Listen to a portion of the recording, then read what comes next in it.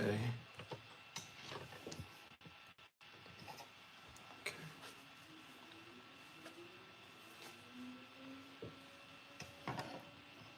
I think I'm good, y'all. I think I'm good. Fix my hat a little bit. I had it crooked on purpose too.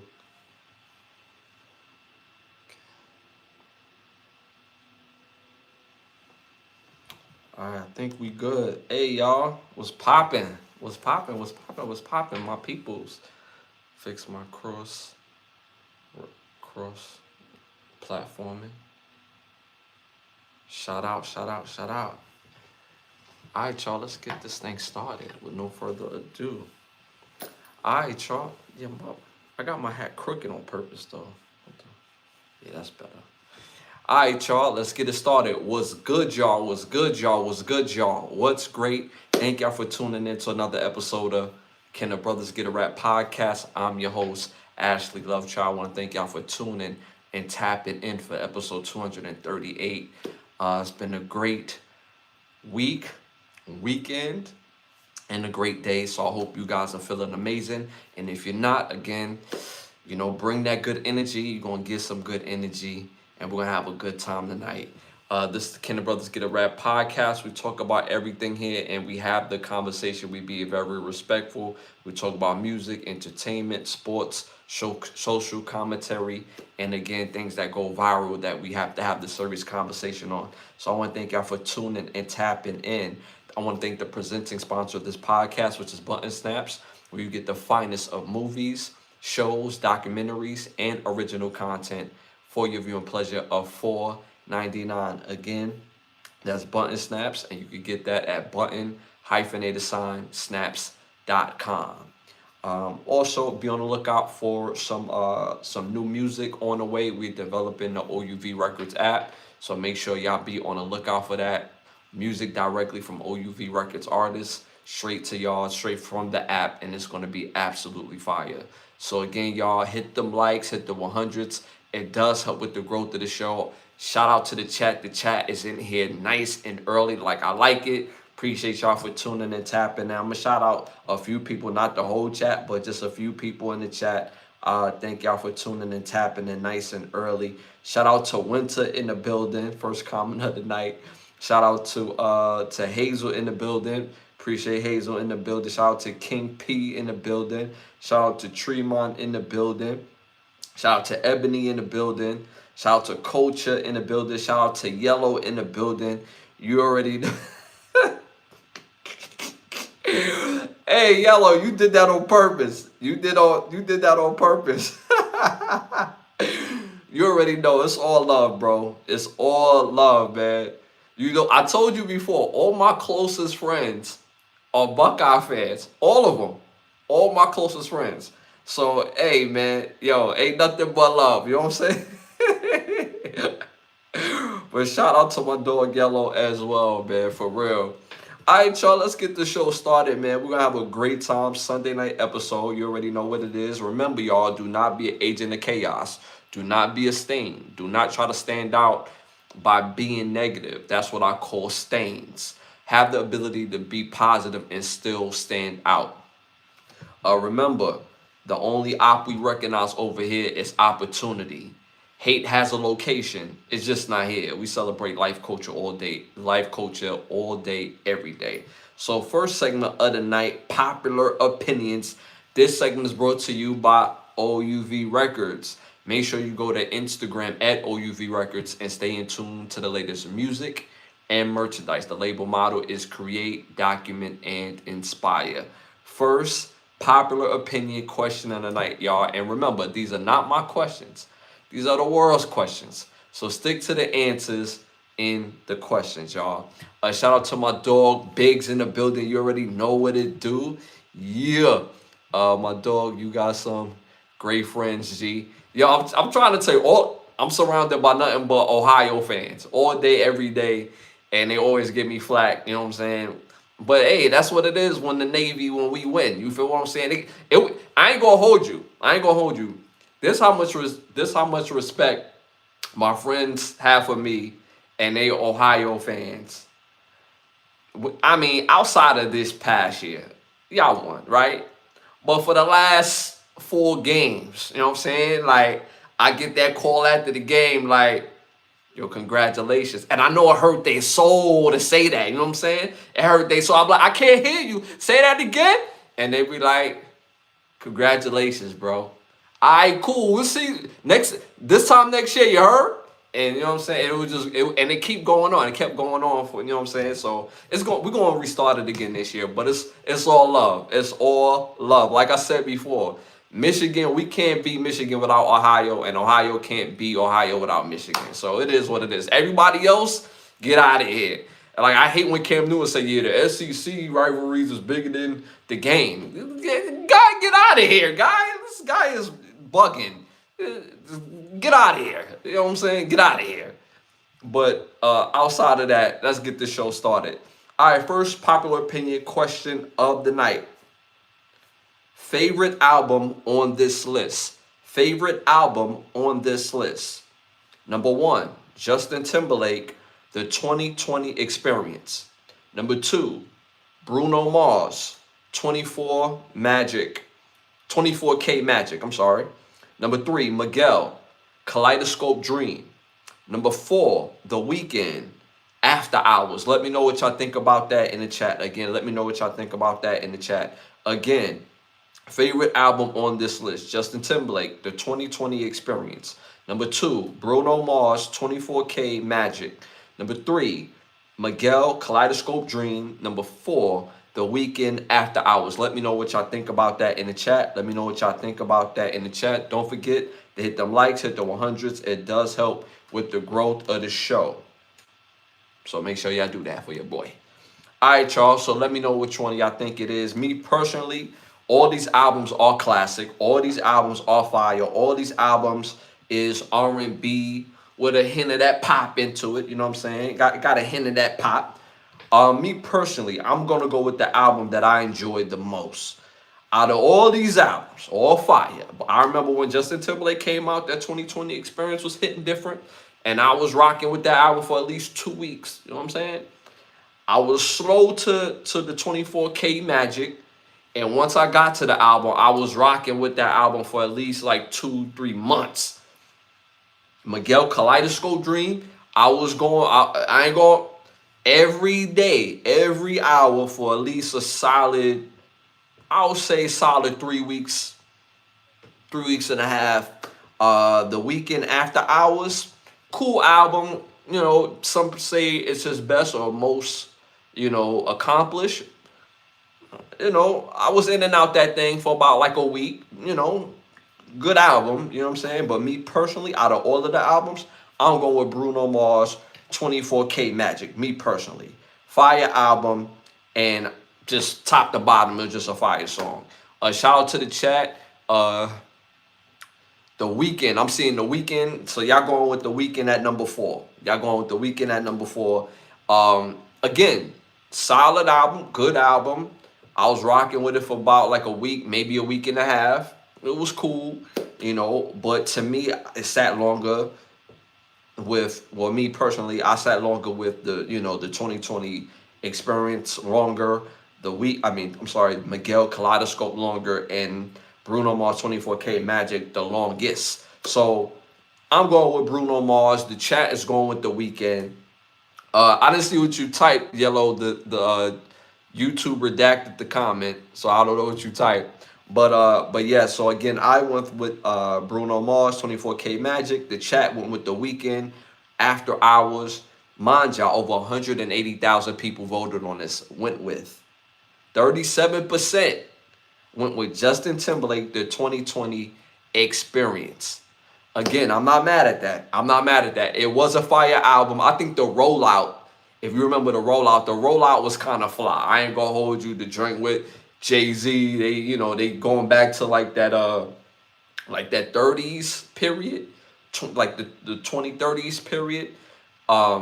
Maybe further than that. I think they call that not the Victorian. They call that I know the period that is recognized as, I can't say it's on the tip of my tongue, but it was like kind of fly. It was kind of snazzy type of time. And I ain't mad at that, but again, Bruno Mars, 24K, Magic. This is a fire album. I'm just saying.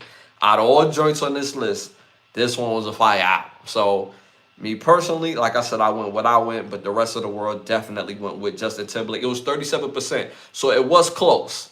37% is a close race for that particular portion in albums. So yeah. All right, y'all. Moving on to our next popular opinion question. Which country do most U.S. men relocate to? The question again is, which country do U.S. men relocate to the most? Number 1, Canada. Number 2, Portugal. Number 3, Mexico. Number 4, United Kingdom. Let me know what y'all think about that in the chat. Again, which country do most U.S. men relocate to the most? Number 1, Canada. Number 2, Portugal. Number 3, Mexico. Number 4, the United Kingdom. Let me know what y'all think about that in the chat. Let me know what y'all think about that in the chat. Again, hit them likes, hit the 100s. It helps with the growth of the show. All these countries, I've never been to all these. I've never been to Portugal. I ain't never been to Portugal, but I've heard it's a great time. I've always heard it was a great time. Mexico, I've never been to the United Kingdom, but I've been to Canada and I've been to Mexico.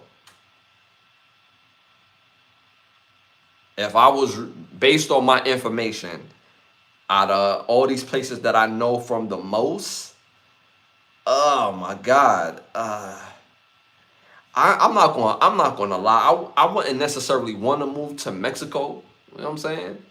But since I've only been to Canada and Mexico, I would say Mexico. I would say Mexico. Canada is cool. Canada is cool. Beautiful women. Beautiful women.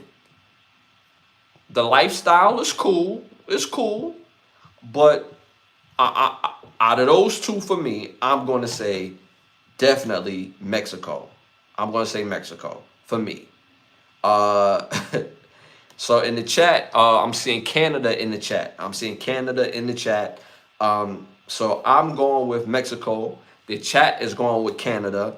The rest of the world, mind you, over 211,000 people voted on this. 44% went with Mexico. I'm not surprised. Most people take vacations to Mexico, so I'm not surprised when they go to certain parts of Mexico, especially Cancun.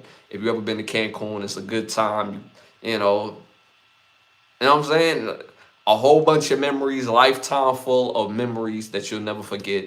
So I'm not surprised at the Mexico choice. But again, the chat went with Canada, and again, I went with Mexico, and the rest of the world went with Mexico as well. All right, y'all, moving on to our next segment. Our Hollywood Need to Ask a segment. Y'all already know I came up with the segment because Hollywood just don't give us enough interesting movies. They're not intriguing, it's not creative, and I feel like I got better ideas for both a movie or a movie series. So my Hollywood Need to Ask us for tonight, I would love to see this particular movie being made. One, this will be a political thriller.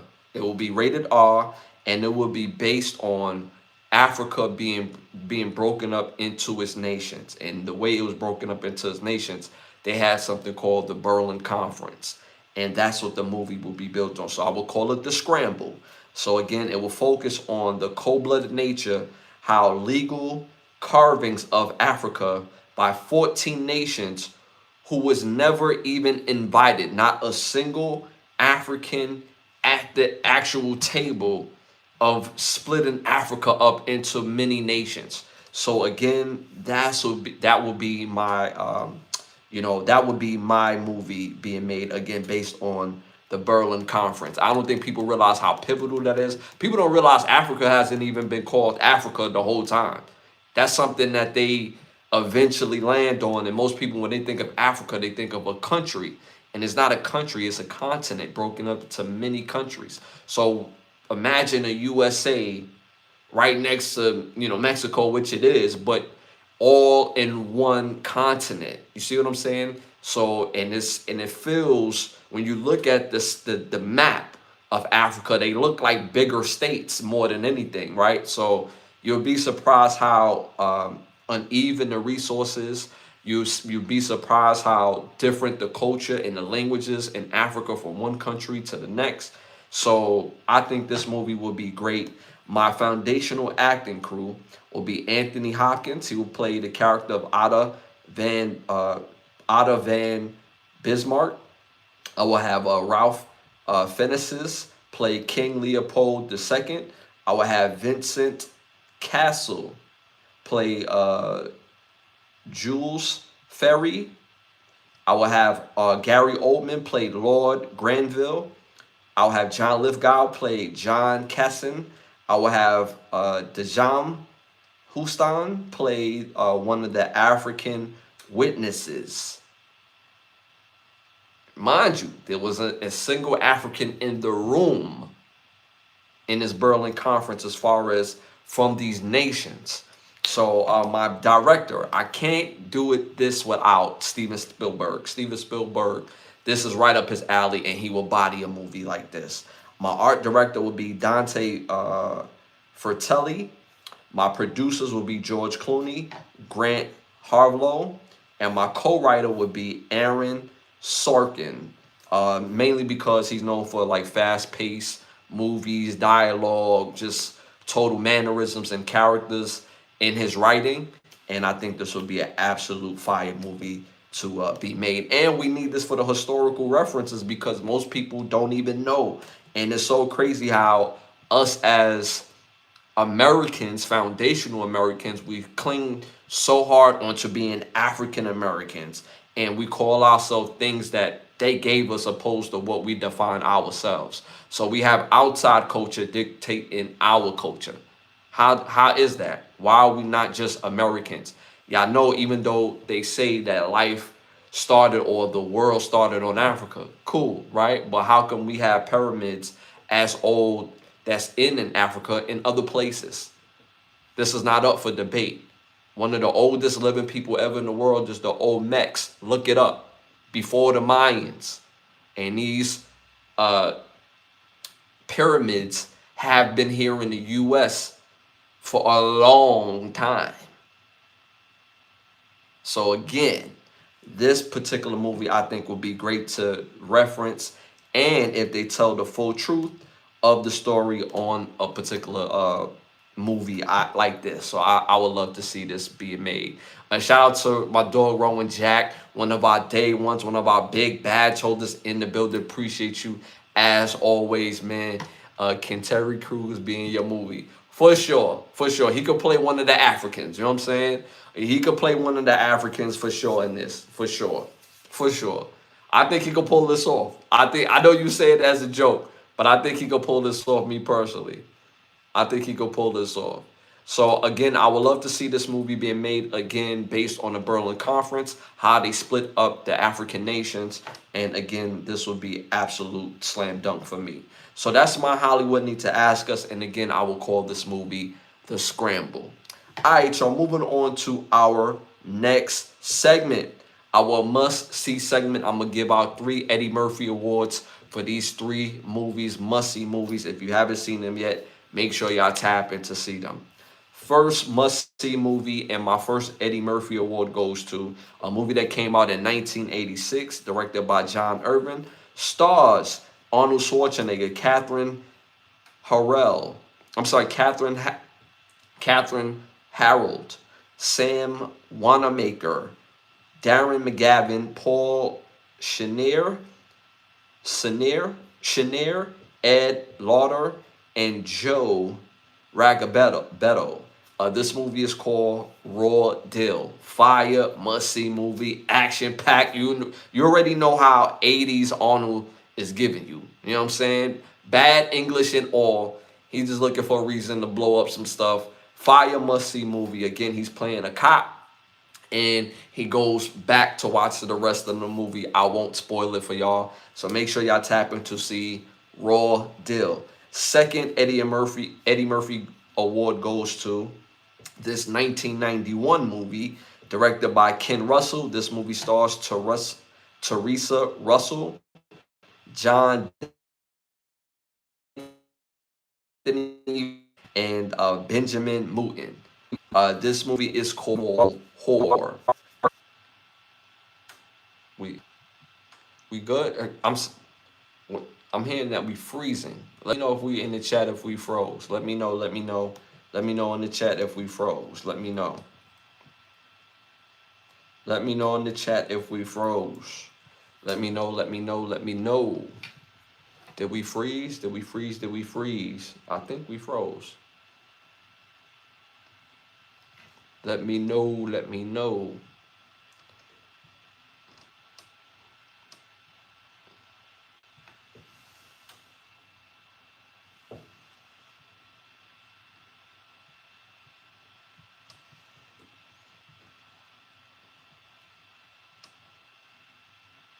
Shout out to the chat.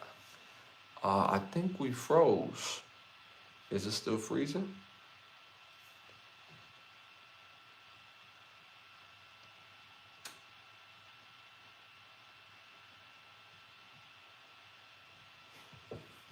Let's see if I can.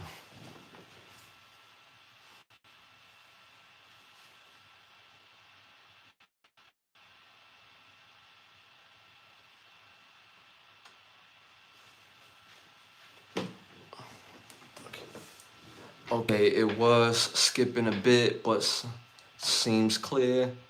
You're good. Freezing. Okay, so we still freezing? We saying people saying we good or so yeah, so everybody's saying we good now. Okay, we good now. Great. All right, so again, this my second Eddie Award goes to again a 1991 movie directed by Ken Russell, stars Teresa Russell, John Daly, Antonio Vargas, Elizabeth Moorhead, name is crazy, and Benjamin Mooten. This movie is called Whore. Wild movie, wild musty movie. What give it away? This movie is about a young lady who works the streets, and you have to watch the rest of the movie. I won't spoil it for you. And get this, it's a bit of a It's a bit of a comedy, and it breaks the fourth wall. So make sure y'all tap into this movie. It is a must-see movie. And my third Eddie Murphy Award uh, goes to the movie that came out in 1995, directed by Michael Mann. This movie stars Al Pacino, Robert De Niro, Val Kilmer, Diane Wiener, Ashley Judd, Amy Bennerman, Danny Torero, Kevin Gage, John Voight, Tom Sizemore, William Fetcher, Ted Levine, Jeremy Piven, Maketi Williamson, legendary Maketi Williamson, Ricky Harris, Dennis Haysbert, and Tone Loc. Mind you, I didn't name everybody in this movie. Everybody in this movie has a name and was popping and still popping. This movie is called Heat. Fire, must-see movie about a cop who is trying to lock down finding the rest of the movie. I won't spoil it for y'all. Make sure y'all tap into Heat. It's a fire, must-see movie, and my third Eddie Murphy Award. So my three Eddie Murphy Awards, again, goes to the movies Raw Deal, Whore, and Heat. So make sure y'all tap into those movies and come back. Let me know what y'all think about the movies. Again, I would talk about the movies. We could chop it up and we have a good time doing so. Heat is that fire. I don't know if many of y'all have ever seen Heat, but Heat is such a fire good movie. So make sure y'all tap into those three movies.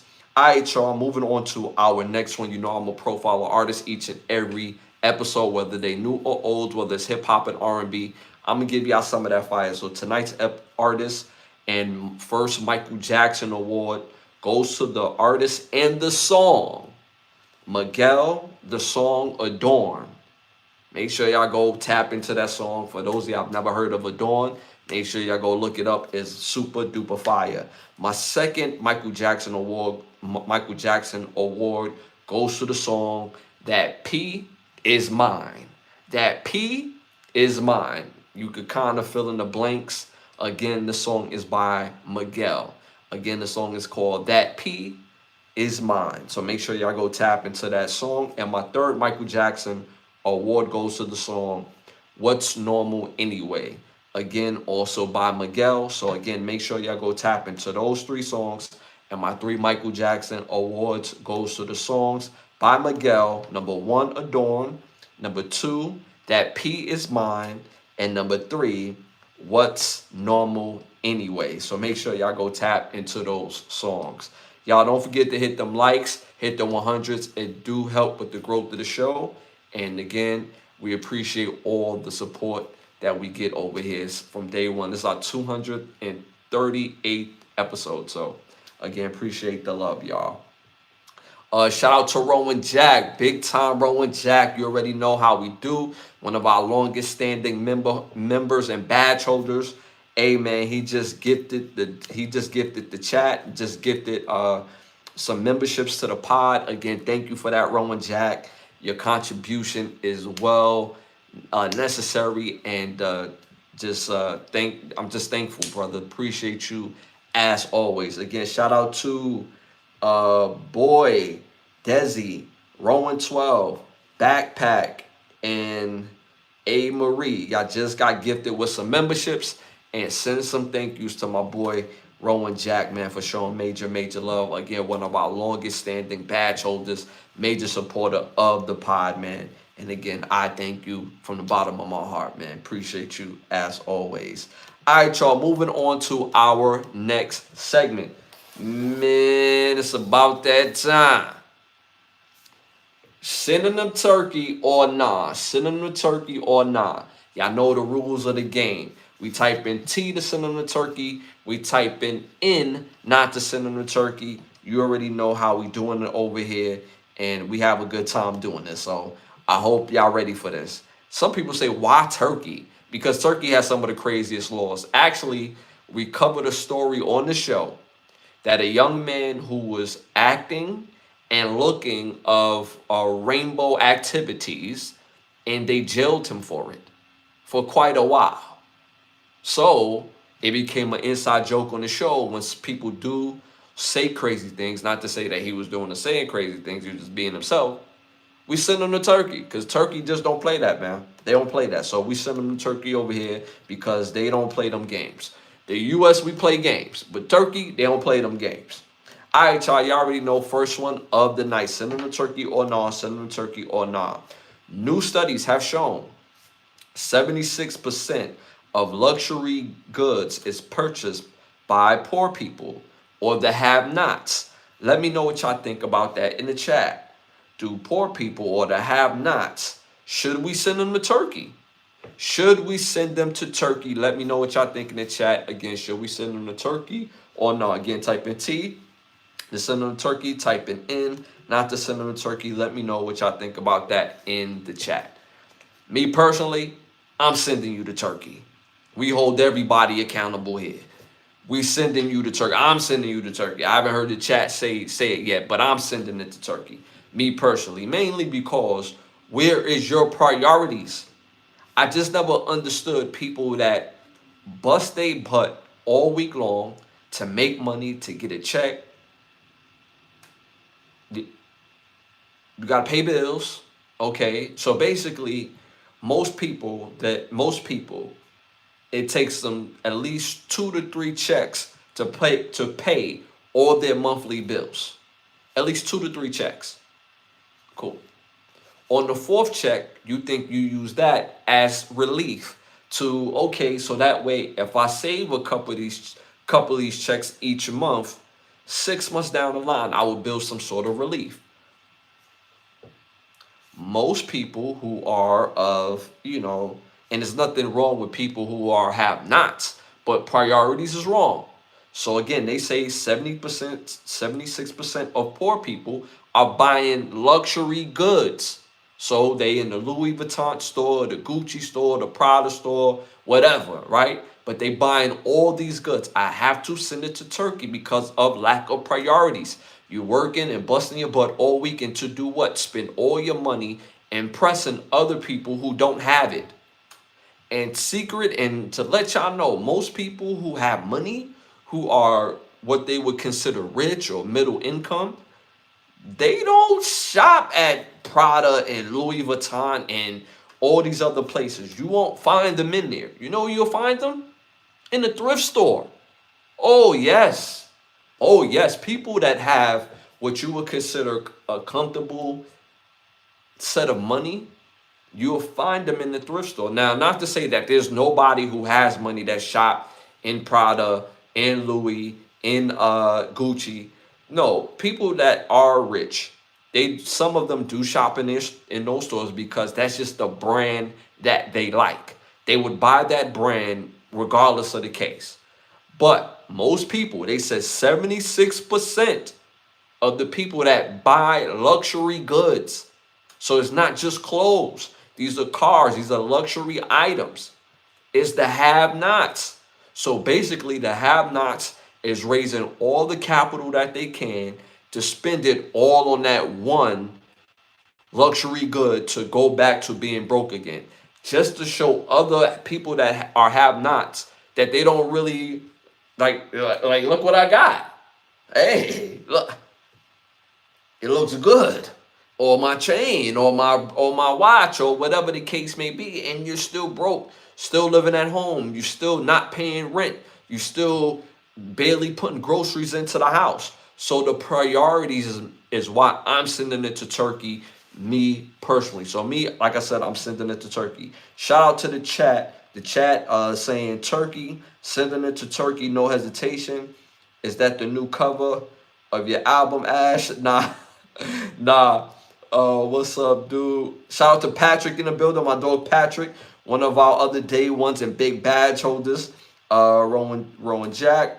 There are 3.5 million pages of people that dropped this week that need to go to Turkey. Now that's a fact, Rowan Jack. That's a fact. Welcome, buddy. Shout out to Backpack. Appreciate that. In the building, Backpack again. Dog Rowan Jack. Gifted the chat.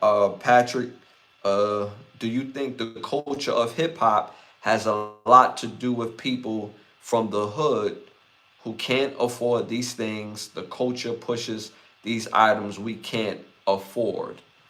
Yes and no. Yes and no. We can't always blame hip hop only because in the 80s and 90s, like, let's keep it real. The fashion of hip hop was more street, but most people wasn't looking to dress like rappers in the 80s and the 90s. Most people wanted to dress like the quote unquote drug dealers. And most of the drug dealers, they dressed like nice.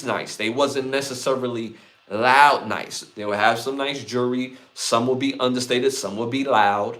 Some would have like a couple of luxury items that they can't afford, and some would literally be understated. When you think of the movie like Paid in Full, and Ace sees Lulu, and Ace says, "Hey man, you dress nice." And Lulu said, "What about your friends? They dress nice." He said, "Yeah, they dress loud nice. You dress nice, meaning that it's understated, but you can tell it's, you know what I'm saying." So most people who are rich do shop at the thrift store. So hip hop in itself, hip hop is just an attitude. It is the culture, but I can't necessarily blame it on hip hop.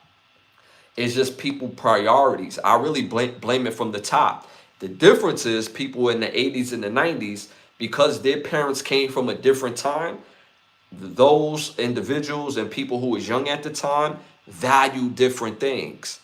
Now we're in the era where most hip hoppers now are parents, and a lot of them value items opposed to valuing things that grow with value. See what I'm saying? So I think that's more to do with anything. It starts at home for me as far as that explanation. Me personally, I believe it starts at home. Shout out to Backpack. I have an obsession with buying watches and high-powered flashlights. Again, if you can afford it, it doesn't even matter, right? But again, 76% of the people that's buying luxury goods are have-nots. So I remember when I was in my 20s, as long as my daughter was taken care of, for real, I was like, cool. So all the money that I make, I made sure she was good first and foremost. And said if I had $500 in my pocket, best believe I'm coming home with $20 because I'm gonna go buy a new jacket. I'm gonna go buy some new pants, or I might get something to show, opposed to keeping it in my pocket until I realized, like, yo, I really bust my butt. I made this amount of money. Okay, I made sure my daughter was good, and now I go do this for myself. But I'm really walking around with $20 in my pocket. I have more on my body than I have in my pocket. So somewhere in my late to mid 20s, like when I got like 24ish, 25ish, it was a complete switch. It went from spending that thing to Scrooge McDuck. Like it was like, what? Nah, I don't need it. I don't need it. I got that. I had that before. I bought that already. Cause when I think about it, especially clothes, I used to buy all the Brothas, had all different flavors, all of them. Guess what? I stopped even liking to wear Brothas. I remember I had the Brothas, the shoes, the sweater at the time, because they didn't have pants, but they had the sweater, shoes, and hat. And I got all three of those. Broke. Spent all my money, broke after that. Like, yo, what am I doing? And when I start saving my money, when I start making other real life decisions, I started making better choices with the money that I was making at the time. So my priorities. So again, it's more so the priorities and what we value. And I think a small part of it, when I was in my early 20s, I played college football. I started working at a Jamaican club part-time to as a bartender. Believe it or not, 230-pound bartender in the back, dressed as fly as hell, because all the women is up in there. We talking about a Jamaican club in Brooklyn, so ain't nothing. Women all over the place. So I felt like I had to have it on. You know what I'm saying? It got me a little money over here. Bought me a Jacob the jeweler watch, the big Allen Iverson earrings, all that. Had to have it on. But I was walking, no cars. Got Pradas on my shoes, no nice feet, but no cars. All priorities. All priorities. So again, we'll be surprised what we can do if we just switch our priorities. So I gotta send them to Turkey, people that do that. I again, and it was crazy. All the clothes that I felt like I had to have, I gave it away. Prada shoes, Ed Hardy jackets, Visu jeans, and True Religion sets, all that stuff, bro. Gave it all away. Like, yo, I don't even wear that no more. People look at me like I was crazy. Bro, these products have not been worn yet. High top navy blue with the gray in the jump. I haven't worn those. I'm not gonna wear those. What you mean? I'm not gonna wear those. I'm not wearing those. I don't wear those no more. You never wore these. I know. I'm not gonna wear them. You can have them. So again, I went so hard and realized that shit don't even matter. So again, I gotta send it to Turkey, me personally. And that was a life lesson for me around 22, 23. Shout out to Fam in the building. We got my dog Fam in the building. Appreciate you for tapping in. Hit them likes, y'all. Hit the 100s. It helps with the growth of the show. It helps with the growth of the show, with the algorithm. Shout out to, he said, my dog Fam. He said, Kashawn Johnson won the slam dunk.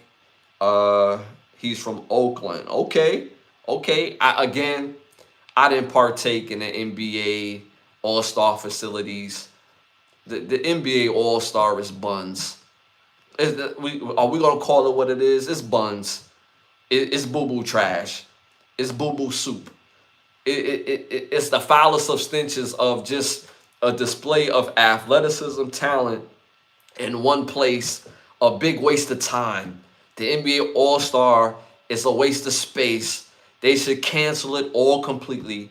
You got all these so-called great players who are all skilled. There's a more skilled NBA, but look even less skilled now. We got superstars that don't want to slam dunk. We got guys who don't even play in the game, get into the dunk contest, shoot. Everybody want to shoot threes, big shoot threes. Point guards obviously going to shoot threes. Power forwards want to shoot threes. Everybody want to shoot threes. Everybody want to shoot threes. And then when they play in the game, again, I didn't watch none of the games, but I bet you the All-Star game ended like 187 to like a buck 80. No defense, Like it's a bag of trash. Shout out to the young man. That is an accomplishment, but it's a bag of trash. It's a bag of trash. I don't rock with the NBA All Star at all. It's a bag of trash. Uh, uh, who else I miss? My dog fam. I'm sending. I'm sending to hell. I'm sending hell to Turkey. Would be easy. Where's what comfortable with Wears what comfortable with friends, otherwise dress respectable in public. Going back to the conversation. Yes, fam, I got a problem buying sports cards in gold. We all have that thing that we kind of a sucker for, right? We all have it, but again, you're not spending your last. That's the difference in the conversation. This is not about guilt about buying things. It's about spending your all and your last on things that you know is not going to grow with time and value. That's the difference, right? We all have things that, like, yo, why did I buy this? And you know why you bought it. You like buying it. You're a sucker for buying it, right? But you're not spending your all and your last. Right? So we all have that. We all have that. So don't feel bad about buying lighters or a couple of things that y'all named, playing cards, gold. We like what we like. We suckers for what we like personally. So I'm not saying that, but as far as your last, yeah, that's a no go for anybody. I'm saying I didn't even know about all these luxury brands until the Biggie era of hip hop. But that's something to be said. But knowing about a brand doesn't mean you're going to go and purchase the brand. Like the first set of money that I made and the first watch I went to go purchase, it wasn't a Rolex. I didn't get Rolexes until later on in my life. And I heard about it all my life. The watch that I really wanted, especially at the time, I don't know if y'all remember, I said it on previous episodes with Jacob the Jeweler. If y'all remember Jacob the Jeweler, at that time in hip hop, it was like, yo, I gotta get a Jacob.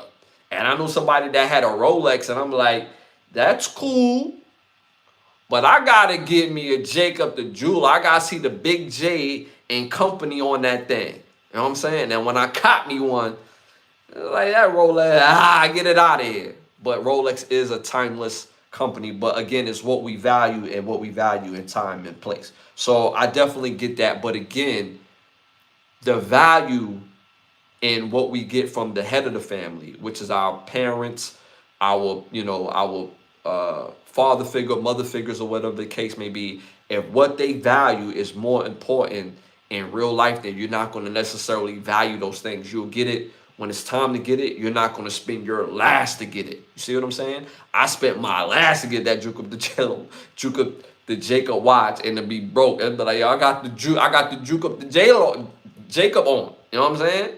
I remember when I was going through my jail stuff at the time, I had to do anger management. I had to do what they call that what they made me do, community service. I had to go speak in a group outside of that, and I was in there, and I had my watch on. The dude was like, "Oh, I see you." I was like, "Chill, not me. We here for the program, not me." I appreciate it though, not me. But again, it's what we value. You see what I'm saying? And then come to find out later on, Jacob the Jeweler was in all types of stuff. I'm like, yeah, I gotta get rid of this watch. Like, you know what I'm saying? I don't know what happened. Hey man, you trying to buy this? Hey man. So again, it's the things that we value and spending our last for it. Shout out to my dog Biggs. He said Temptations. That's a fact. You remember the watch. You remember, yes. You remember the classic black with the red, blue in the watch. Watch was fire at the time. Those were the days. Fam, I had to spend my last, but it was an investment. Yeah, there's nothing wrong with buying things that grow in value, right? What I mean by it grows in value, that means if you hold it for a particular set of time, if you choose to come up off the asset, it done doubled in value, tripled in value. That's not the same thing. We're talking about things that you purchase and spend in your last, and it depreciates as soon as you buy it. Clothes, believe it or not, y'all, it depreciates. It depreciates. Maybe sneakers don't depreciate if you don't wear them. You could sell them back. You could sell them to a retailer, right? But once you wear them and once you wear clothes, the only thing you could do for real is give it away or do like a thrift store type of majig. Most people don't do that. So me personally, I gave away a lot of Jordans, a lot of Pradas, a lot of clothes, and I had no problems giving it up because my values changed. So that's the point that I'm making, y'all. It's just 76% of our population that buy luxury goods are poor people. That means that they're spending their last on being even more poor instead of saving that money to come up out that situation, right? So that's the point that I'm making. That's why me personally, I had to send this to Turkey. All right, y'all, moving on to our next. Send them to Turkey or not. Send them to Turkey or not. Again, type in T to send it to Turkey. Type in N not to send it to Turkey. The NBA has voted and it has dialed down to the last two teams on the NBA expansion. The last two teams, as of right now, that are in the head is Seattle and Vegas. But now they saying they want to come out of Vegas and possibly open the Virginia Beach market. So let me know what y'all think about that in the chat. Are we sending the NBA to Turkey for wanting to expand the lead? Are we sending the NBA to Turkey for wanting to expand the lead? Again, type in T to send it to Turkey. Type in N not to send it to Turkey. Hit them likes, hit the 100s. It helps with the growth of the show. Even if you've done it already, again, it helps with the growth of the show. We got quite a few people showing major love, man. Appreciate y'all for tuning and tapping in. Again, it's your first time tapping in. I'm Ashley Lovechild. Can the Brothers Get a Rap podcast? The NBA is boring. Okay. Again, I said it before. NBA All-Stars trash.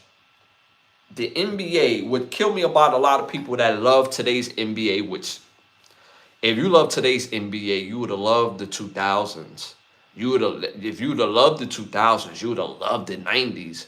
Reason being is that the reason why people love those teams from the 90s and the early 2000s is because each team had their own personality. They played a certain way. The type of players that they had, they carried a certain grit.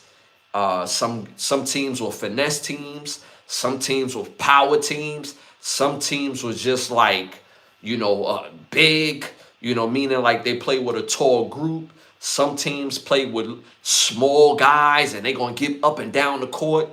Every team had a personality. And at one point in time, a team like the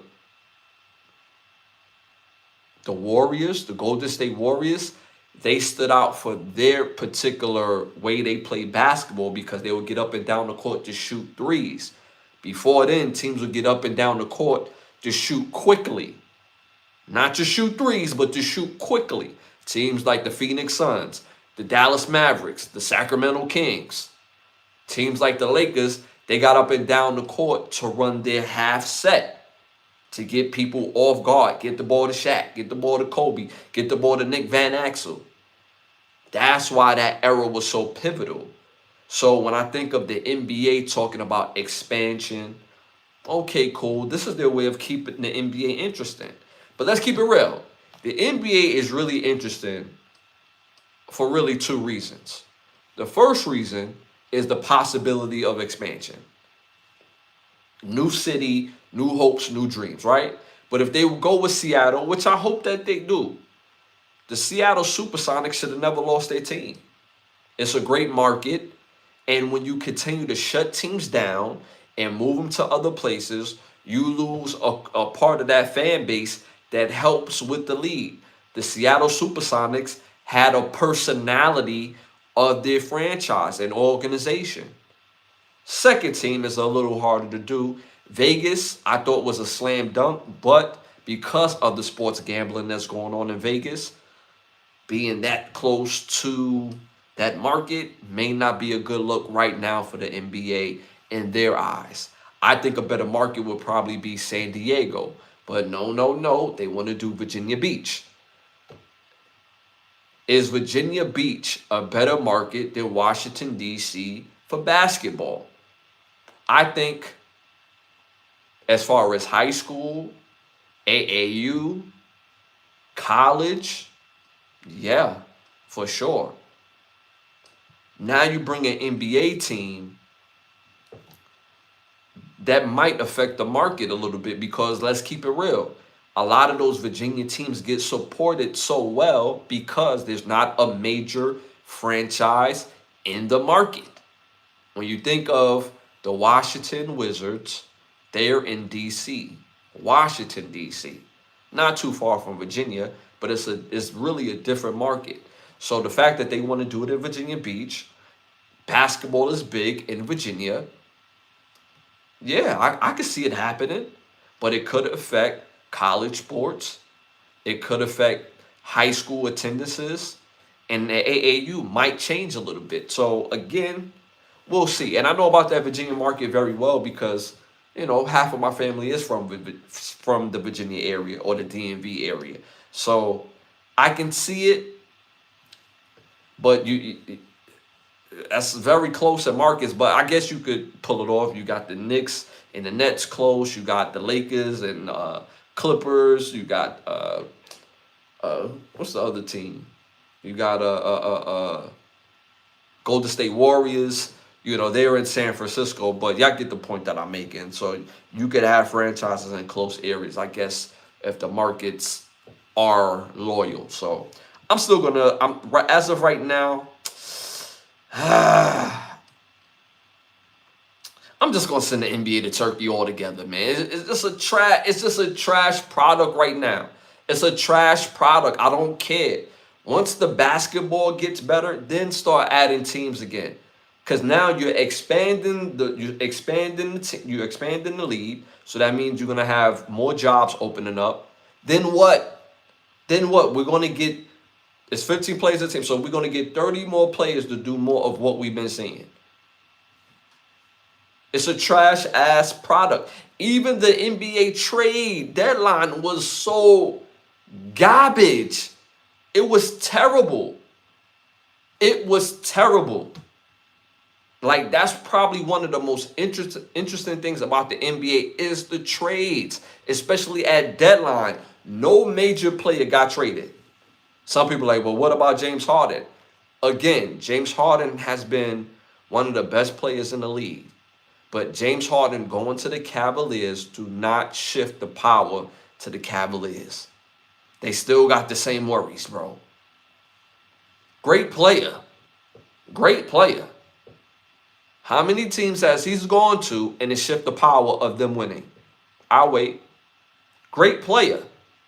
Scoring champion. I mean, one of the deepest bags we ever seen in the NBA. What did it get him? I'm just saying. So, and will him and Donovan Mitchell be a better fit? I don't know. I mean, James Harden could play well with and without the ball.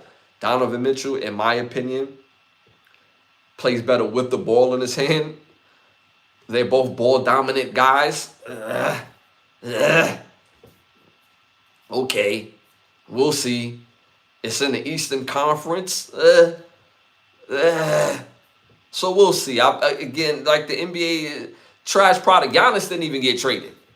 But my boy kept asking me, yo, what trade did you want to see? Yo, I would love to see Brooklyn trade with the Warriors and throw the Bucks in there. Oh, what trade are you looking at? All right, so I would just have sent Michael Porter Jr. to the Warriors. I would have sent Giannis to the Warriors. I would have sent Kuminga and Moody to Brooklyn. I would have sent the kid Cam Thomas to the Bucks, and then I would have sent Draymond Green to the Bucks as well. So the Warriors will get Giannis, and you get Michael Porter Jr., who's a stone cold shooter. That's all he wants to do. Interested in doing is shoot. Playing with a guy like Curry, he gonna get nothing but open threes. And you got Giannis in the middle. You could put any two around those three, in my opinion. The Bucks, you get Cam Thomas, which they ended up getting anyway. And you'll get Draymond Green, who is from the Michigan area. I know that's Wisconsin, but it's not too far. So he's a Midwest guy. And, you know, it's time to move on. In Brooklyn, we'll get Moody and Kuminga, and we'll build the team through there. No. Oh, no. They sent Moody to Atlanta for this is the dude that used to play on the Knicks. I can't think of his name right now, but he used to be considered a franchise piece. But the guy is nothing. He was at Boston, he was nothing. Dallas, he was nothing. The Hawks, he was nothing, and they trade him for Moody. Guy is nothing. I can't even think of his name off the top of my head. This guy's nothing. Nothing. So again, NBA is just trash. All the turkey. Shout out to the chat. My dog Tom in the building. Appreciate you for tapping in. Ashley in chat. Sunday blessings. Let me get that in before 12. Hit. Hope all is well. Stay blessed, consistent, and balanced in life. Appreciate that, Tom. Fam, James Harden, don't move the needle for Cleveland. You feel me? You feel me, bro? He doesn't move the needle for Cleveland. He doesn't. And then you get, obviously they had to give up somebody, and they gave up their point guard. Y'all know what I'm talking about. Good player, good solid young player. Now he's on the Clippers. I think the Clippers won that trade, in my opinion, because now you get Darius Garland Jr. You get him for the future, now and for the future. Correct? So I don't think he moves the needle in the Eastern Conference. And that has a lot to say because the Eastern Conference is known as the leastern conference. And when you look at that team, you're like, yeah, they definitely going to the finals. Definitely going to. It's not a foregone conclusion, me personally. So I agree with that. I agree with that, fam. Tom, I'm still tripping that the Boston Celtics are in second place in the East, and Jaylen Brown, Peyton Pritchard, Derek White, how this team second in the East, next with no Tatum. And second in the East, New York, next with no Tatum. Well, one, Boston is a real team, right? So that means is a major player could get injured, and because they're a real team, everybody knows their roles, they're going to be all right. But to your point, they should not be in second or third place. No. It would be one thing if Boston was like in 8, 7, maybe 6. It's like, oh, all right, it's because Tatum is gone. They respectable, but they missing that piece. But they still an elite team in the East. Without Tatum is the point that you're making, and it's so valid. So I agree with that on top of that, bro. Pause. I'm sending the Commissioner Alvin Silverman to Turkey because he is deciding on where players go. I agree with you on that. I didn't believe it until, this was kind of back in the day where Chris Paul, I remember, was traded to the Los Angeles Lakers while they had Kobe. And that was a big deal. They traded, and mind you, it was Pau Gasol. Pau Gasol at the time was maybe like a top 15 player in the league. Pau was solid. And you get young to prime Chris Paul on that team, who's a very good player. We're talking about maybe an extra championship on that thing. Mind you, Kobe basically did it, I don't want to say by himself. He had Pau, he had other guys, but he was the superstar of that team. I don't see Pau Gasol as a superstar. Good player, but not a superstar. Solid player, one of the best at his position, but not a superstar because Pau couldn't go to other teams in his prime and go to the finals without a guy like Kobe, my opinion. But I digress. I seen it with Chris Paul when 1 second he was with the Lakers, and a couple hours later the league said, oh, no. We own the New Orleans Pelicans. Well, at the time, they was the New Orleans Thunder at the time, if I'm not mistaken. I believe that, was they the Thunder? Or no, they were the New Orleans Hornets at the time. And they could have been the Thunder too. They was. But I'm going to say New Orleans Hornets at the time. But they was the New Orleans Hornets at the time. And they sent Chris Paul to the Lakers. And the league was like, no, because the commissioners all own a piece of that team at that time, they vetoed the trade. So for sure, I believe that I'm agreeing with you that Adam Silver does control the trades. And I'm not sure he was the commissioner at the time. I believe he was the co-commissioner. And oh my God, the other guy was the commissioner at the time, a short guy with the glasses. His name is escaping me right now. It's been some time since he passed away. KP. Shout out to fam, KP. Yeah, you know who I'm talking about. You know what I'm talking about when I said Kuminga was traded for the guy on the Hawks. I can't think of his name right now, but Ivan Drago. I call him Ivan Drago. But he was supposed to be a franchise building piece at one point with the Knicks. Then he was supposed to be that for Dallas. Then he turned into a bag of trash. They say, oh yeah, let's send him over here. We could get him together in Boston. He didn't do nothing in Boston. They send him to Atlanta. Ain't doing jack in Atlanta. And y'all send him to Atlanta for Kuminga. I mean, y'all sent him to the Golden State Warriors for Kuminga. Y'all could have got a whole better deal from Brooklyn by getting Michael Porter Jr. Like, what are we doing? That's what I'm saying. The NBA pick and choose, and these trades don't even be equal. Like, that's why if and when I play like NBA 2K and I play Dynasty, because I often play Dynasty, when I make my trades, I don't care what makes sense, because in real life, it doesn't make sense. Because even the computer won't trade LeBron James for like, these unbelievable trades. It'd be like, yeah, that wouldn't happen in real life. It does. These unbelievable trades. So, they do this on purpose. Uh, Ashley, I guarantee I guarantee you, Giannis ends up in Golden State, or he will end up with the Lakers. He will not be playing with nobody in the East. He's going to the West. Commissioner. I agree with that. At the end of the day, the NBA most interesting thing is the trades, and they dropped the ball. No superstars got traded. Nobody that moved the needle on winning got traded. There was a whole bunch of talk. This guy was supposed to get. It's just a bag of trash. Guys who are either hurt, guys who are either old, guys who are no longer in their prime. It's just a bag of trash getting traded. So I'm no longer enthused, to be honest with y'all. David Stern, yes, David Stern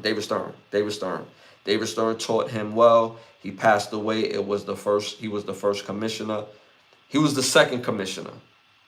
He was the second. Remember, David Stern was the second. He was the second. It was somebody before David Stern. Y'all gonna make me look that up. If y'all correct me, then I'll take the L. I'll take the L if I'm wrong. But, or maybe that's football, because I'm thinking of Paul Tagliabue. He was definitely the commissioner in football before the next commissioner. Then the next commissioner is Roger Goodell. I forget who that second commissioner was. But I believe David Stern was the second commissioner. Kristaps Porzingis. Yes, that's his name. Bag of trash. At one point, he was supposed to be a franchise player, a franchise building player. I went to actually go see him one time, and I can't stand the Knicks. And I actually went to go see him play one time. I'm a Brooklyn fan. And the only reason why I went to see that game, because my little brother bought the tickets. He's like, yo, the Knicks is my team. I got an extra ticket. Like, I want you to come to the game with me. I know you can't stand the Knicks, but you know what I'm saying? Like, come on, bro. I went to the game. He was impressive.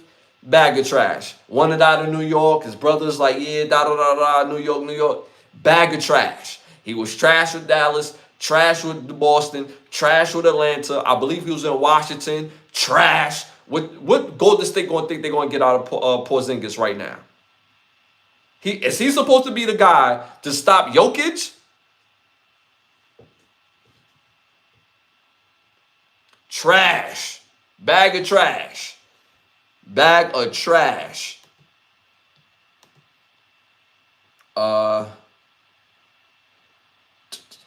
Most people that demand trade want to be out of the NBA. They are normally gone.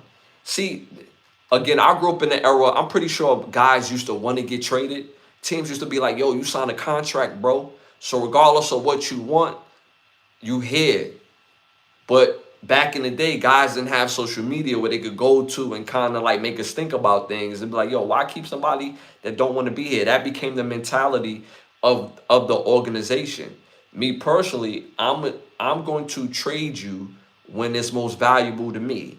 And if you let the world know that you want to be traded, I will never trade you ever. That would be my thing as a team owner and a team builder. If you let the world know that you want to be traded, that you demand a trade, guess what? Yo, either you sit in the bench or you playing. I don't care. Me personally, I'll probably just sit you. Like, let him sit. I don't care who it is. Yo, real talk, if I'm running a team, Let's say I'm running the Bucks. Giannis is my star player. Yo, I want to trade. Okay, cool. I'll look around the league and we'll work on the trade. But if you tell the whole world, bruh, I would bench you just to keep you healthy. So that way in the off season, you come back, you're gonna sit the bench again, bro. You're gonna play this. You're gonna sit the bench. You're gonna sit the bench through this contract because you let the world know. Because now I lose leverage as an owner, opposed to making somebody feel like, yo, you want Giannis? Hey, you trying to trade Giannis? Yeah. But in order to get Giannis, you gotta take the Nassers with that. You gotta take his brother. You gotta take the Nassers Antetokounmpo with that. That's the only way this trade gonna happen. I think that's what held up the trade with Golden State. Golden State was like, all right, yo, let's do Giannis. We'll send y'all Draymond. We'll send y'all some picks. We're throwing this guy. And I don't know if Jimmy Butler contract would have fit in that trade, but yo, we do what we take. And I think the Bucks reply was like, yo, but you got to take the Nassers too, bro. And they was like, hold on. Yo, we'll call y'all back. Don't be cool. Keep it cool. We'll call y'all back. And they ain't never calling back when they say, yo, y'all got to take the Nassers with them. Like, nah, you know what I'm saying? Chill. So at the end of the day, it's a bag of trash. No, you're right. It was Larry O'Brien. It was Larry O'Brien, right? Larry O'Brien. Because I remember back in the 80s, I don't remember this, me personally, as far as in the 80s. Y'all get what I'm saying? But I seen like some old footage. I believe when Michael Jordan was either drafted or a year before him, it showed Stern when he was like young and, you know what I'm saying? Like when he was first getting at these holes, you know what I'm saying? First getting his money up. I'm like, damn, you'd be surprised when you see like the older guys young. So that's why I even, thought about that. But so it's Larry O'Brien. So shout out to Larry O'Brien. And there's an award named after Larry O'Brien. My dog Tom Olivero, that was Olivero, that is the Latin brother on the Knicks, right? That you called a championship type of piece for New York because New York fans can relate to him. New York Latin area probably going wild. I like that player. I think he fits the New York market, obviously. I think he fits New York. He played in New York. He's from New York. I believe he went to telecommunication, which was literally a train ride away from my school, which was Fort Hamilton in Brooklyn, New York. And we always used to beat them in basketball. But telecommunication has some NBA guys. They got him if he went there. And I believe they have another former Knick in Chicago player. He used to wear these ugly numbers like 67. I'm on live, so I forget names on live. But he used to wear 67 with the Knicks back in the day. And like Melo days. I won't say back in the day, but Melo days. I can't think of his name right now, but he played for telecommunications. So Tele has been known for bringing out some NBA guys, but Olivero is a good player, solid player, a championship piece. I wouldn't say a championship piece, but he does have championship traits. And the reason I wouldn't say championship piece because he's never won a championship, but he does have the traits. He plays hard. He plays hard nosed, and he's going to serve it every night. He's going to give it to you every night. Pause. He's going to give you great defense, and if you leave it open, he's going to pull that trigger. So I like him as a player, and I hope that the Knicks, even though I'm not a Knicks fan, I hope they can be successful. But I can't stand the Knicks because the Knicks, as a franchise, as far as their front office, been pulling the wool over the New Yorkers for years, for decades. And I've been saying it for decades. They get guys who are after their prime. They bring them in, sell a whole lot of jerseys, and does nothing. So that's why I say that with the New York Knicks, me personally. Golden State and the Lakers don't have enough draft picks that would have told Giannis he would get where you want to be over there in the summer. Well, I mean, if he don't end up with Golden State, he's going to end up with somebody. He's going to end up with somebody, you would think. But me as a franchise owner, if I was one, if you're one of my players and you let the world know that you want to be traded, oh, guess what? You're going to rot on the bench. You're going to rot on the bench. By the time you get to play, you're going to think about another career for yourself. You're going to be like Ben Simmons. By the time you play again, you like, yo, it's a wrap for me. If you tell the world, now if you tell me in private, your people tell my people, we keep this quiet, then cool. But once this break, dog, you will rot on the bench messing with me. Shout out to Malu in the building, one of our big badge holders, one of our day ones, one of our mods. Appreciate Malu for tapping in to the building. Make sure y'all hit them likes, hit them 100s, and show Malu some love, y'all. Ashley, there's nothing like playing for your hometown, and he seemed like when he was young, or you ain't going to make it. When he was young, like you wasn't going to make it, meaning like other people telling him he wasn't going to make it. I love to see brothers like that make it. Yes, for sure. For sure. Because he's not a tall guy. So he made it to the NBA based on grit, skill, and just sheer tenacity. So you love to see those guys win. He's not a 6'7" guy, 6'6" guy. So, you know, shout out to him. And I wish him much success. I wish him much success. You know, if I made it to the NFL, a part of me would want to play for the Giants because it's my home city.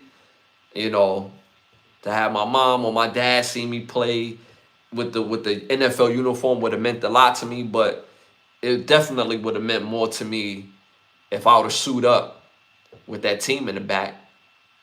Y'all see it. Y'all see Title Town. Y'all see it in the back. Y'all see the big KC. You know what I'm saying? I ain't gonna hold you. I used to dream that KC would move the team to Brooklyn. I used to dream that. Brooklyn Chiefs. I used to love that. I was like, oh yeah, you know what I'm saying? Play for the NFL Brooklyn Chiefs. Yeah, that didn't happen. You know, on both sides of the game. But still, they moving the team, but you know what I'm saying? Instead of staying in Missouri, they actually moved it to the state of Kansas. So that's actually like my dream, was playing for the Kansas City Chiefs.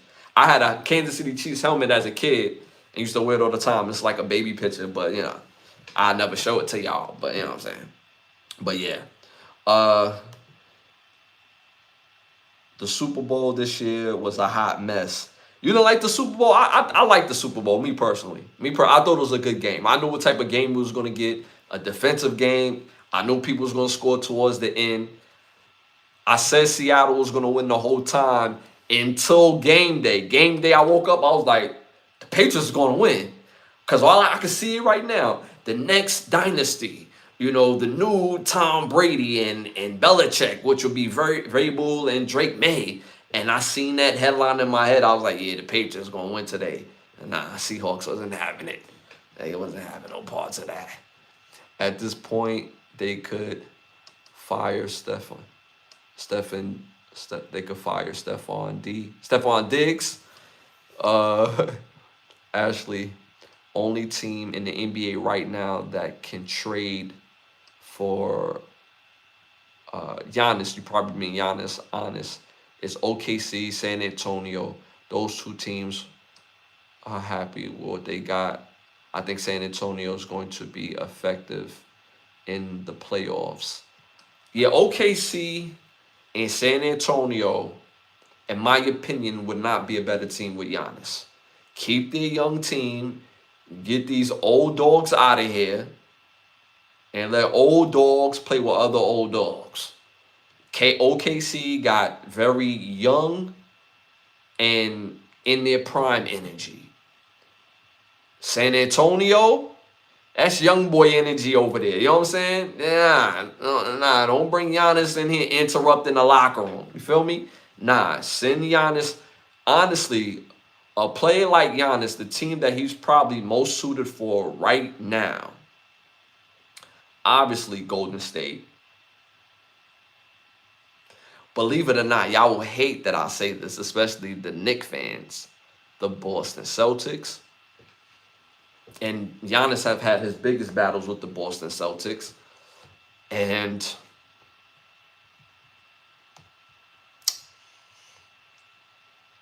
I would say the Miami Heat. Those are my three teams that I think Giannis should really consider out of all the teams in the NBA. Those three teams. Because Miami, they've shown the capacity as a franchise to build with their star player. Meaning, if they got Giannis, everybody that you see on Miami probably ain't going to be on Miami when they suit up, dog. It's going to be a whole nother ball game. Boston, they know what to do with star players. They know how to play with star players that want to win. That's just the staple of their franchise. Golden State, Giannis,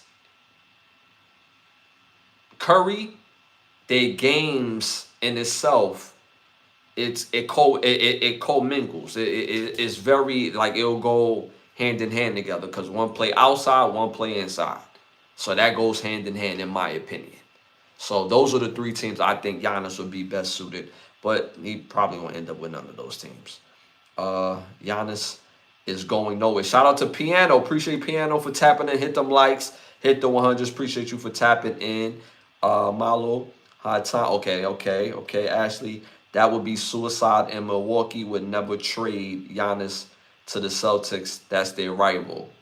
But they are. That's what I said. He's had his biggest battles with Boston, but Boston have enough interesting pieces. Understand that Giannis, it's not like, do we honestly see Giannis being in the NBA after like the next 4 years? Giannis has put a lot of tread on those tires. Giannis plays different. He's up and down the court, going to the basket. He plays a physical style of basketball. Mind you, he's been kind of hurty for the past few years. So these next couple years, he's going to give you all he got. And with a team like Boston, you could take away from Boston more than you giving Boston. Yeah, you giving Giannis, but you get a guy like Pritchard who's eager to cook. You know what I'm saying? He's eager to cook. The only two people that's untouchable in Boston, in my opinion, is Tatum and Brown. Everybody else, you get a guy like White, you get a guy like Pritchard, get some picks. Hey, man, you could cook quick. But, like you said, it may not have, it's their rival. This is a fact. Ashley, correct.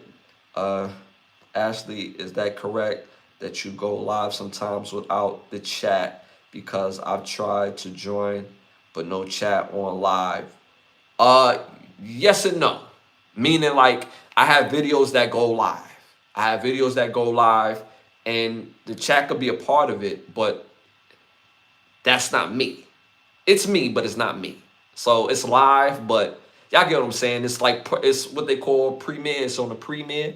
So premiere, I'm not there. It's pre-recorded. So yeah.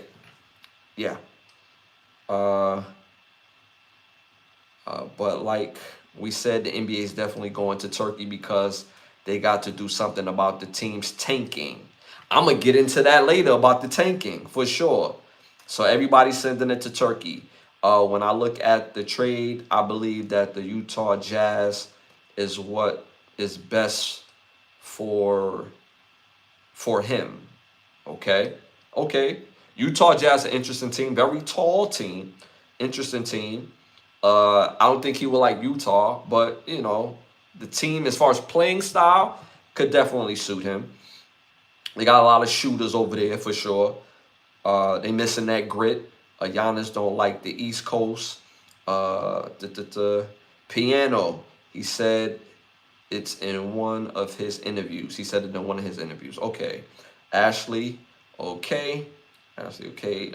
Okay. So shout out to Malo for keeping everything together in the chat. Again, hit them likes, hit the 100s. It helps with the growth of the show. We got quite a few people in the chat. YouTube is not updating my chat. YouTube, update my chat. There's more people in the chat. Update my chat, please. Y'all been playing with me all this time. Okay, it's 238 episodes later. Show the actual number in my chat. There's more people. You got it's all over the place.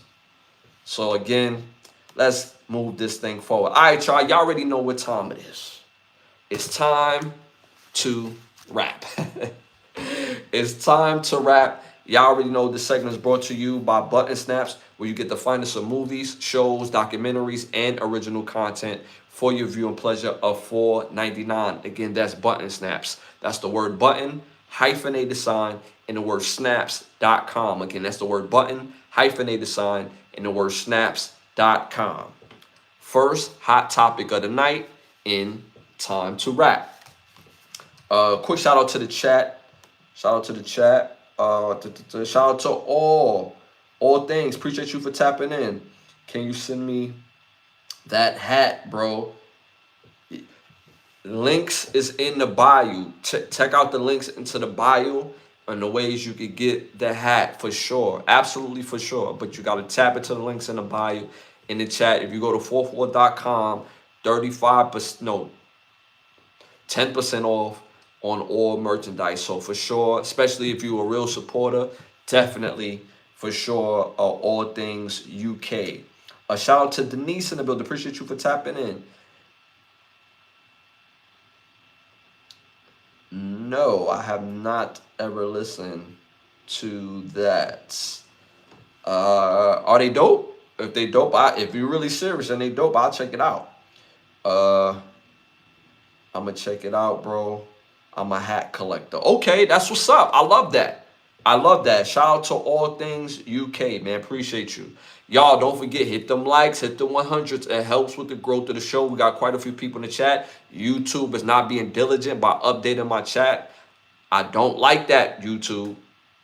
When I use certain words, y'all be quick in here. Oh, yeah, yo, Ash, you got a warning. Can't say this, that, and third. Update my chat. Stop playing. Okay, moving on to our first hot topic. Sacramento State University will be moving up in conference to D1 from D1 AA. I can't say FCS or FBS. I don't like that. D1 and D1 AA. D1 AA is lesser in competition, but still great competition. It's the second best competition that you could play in college football is D1 AA.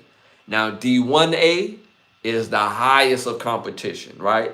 So Sacramento State, the program, college, is moving up in division, in the rankings from D1 AA to D1A, moving to the MAC conference. Let me know what y'all think about that in the chat. And it will cost them $23 million to join the league. That is crazy. That's crazy. Now, the MAC conference is a solid conference. They pull out NFL guys every year. And believe it or not, there's guys that played in the MAC conference that went number 1 overall. And it's been several times that happened. So the MAC conference has a lot to speak for. And these are teams like Buffalo, Bowling Green, Ball State, Ohio, the real Ohio, right? Kent State. Who else am I missing? Akron. I'm missing a few teams, but y'all get the point that I'm making. Miami of Ohio, Toledo, those type of teams. So they join in that conference. Now, regionally, That doesn't make sense. Sacramento State, that's California. Why are they playing in a conference that's basically Ohio base, Michigan base, Indiana base? And why are they playing in that conference? That doesn't make any sense. Makes no sense. They should be playing in the Mountain West Conference. Mountain West Conference is what it sounds like. Teams that are in the mountain states and western states, meaning California states and Mountain West teams. So teams like Nevada, Mexico, Mexico State, Colorado. No, Colorado State is in the Pac-12 this year. But those, Hawaii, those are the teams that they should be playing against, not the MAC. Like, so regionally, I can't stand a division or a conference that doesn't make sense regionally. And they don't have the type of conference that you play in California and every week you should be traveling, or a team should be traveling to you from the state of Michigan or Ohio or in Buffalo and New York. That makes no sense. So I don't like it. I don't like the fit. I do like them in moving up in competition. Sacramento State is coming big. If you follow the program in the last 10 years, they built up their stadium, their recruiting base, the coaching that they had Coach Marion. He just took the job at Colorado. And I mean, damn, I mean, they really building up that program. I believe Shaquille O'Neal and his financial group is a part of that particular college and bringing that money and that energy to that college, to that university. So I love that. So, and they got some fire uniforms too. And that matters too. When you a player, you want to play for a team that got some fire uniforms. And I believe, if I'm not mistaken, the legendary director himself from the culture, Michael Kugler, I think he actually played for Sacramento State back in the day when he was younger. So I love this for the school. I just hate the fit. MAC program, nah. But if they was definitely in Conference USA, Mountain West, hey, maybe the Pac-12, man. Why not? Pac-12, it ain't nothing but former Mountain West teams in the Pac-12 anyway, in the new Pac-12. Why not? They building their program up anyway, so to me, that made more sense. So, again, love the fact that they moved up in competition, but hate the fit of the conference as far as the regional aspect of it. All right, y'all, moving on to our next hot topic in Time to Rap. Fellas, question, and it stemmed from social media. Okay, so y'all know the legendary drummer, singer,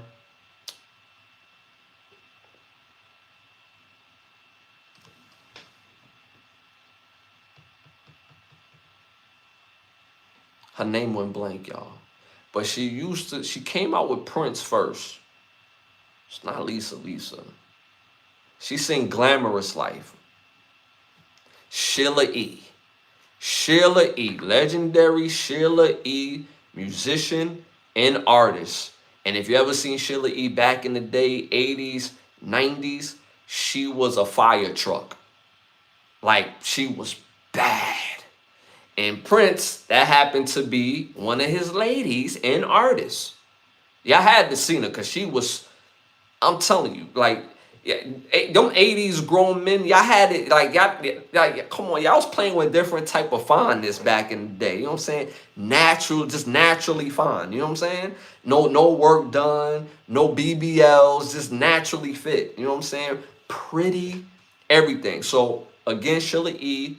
said that at the height of her career, she was offered a hotel with her name on it and lots of cash from somebody who was married and obviously caked up. Now, this hotel was also going to be located in Vegas. And I could have seen that. Sheila's Hotel. I can see that. Sheila's Hotel. But she turned it down back at the height of her career. So, fellas, the question is for you. Could you ever consider becoming a woman's side piece if she came to the table with all the money on, saying that, yo, you my side piece, I'm going to get you a hotel in Vegas, name it after you, and it'll be yours. You know what I'm saying? But you my side piece. Fellas, could you deal with a woman and only be her side piece with all the things that come with that? You know what I'm saying? Let me know what y'all think about that in the chat. Let me know what y'all think about that in the chat. And mind you, she said this was a legit offer. This person was dead ass. This is not a hypothetical that she received. This was dead ass. So fellas, could you be a woman's side piece and her side piece only? Because fellas, when you got a side piece, she's yours and yours only. She not spreading it around. She your side piece. She's your personal side piece. So could you be a woman's personal side piece, and in return, obviously there's money, and she will buy a hotel, name it after you, and it will be in Las Vegas. Could you be a woman's side piece? Let me know what y'all think about that in the chat. Could you be a woman's side piece? Could you let me know what y'all think about that in the chat with all that going on in the chat. Let me know what y'all think about that. Shout out to Malo, like and share, subscribe for more. Malo on business, man. Love you, Malo. Appreciate you as always. 100%. All thing, thank you. Appreciate it. Let me know what y'all think about that in the chat. Fellas, could you be a woman's side piece if she offered you a hotel in Vegas and named it after you, but you her side piece? For me,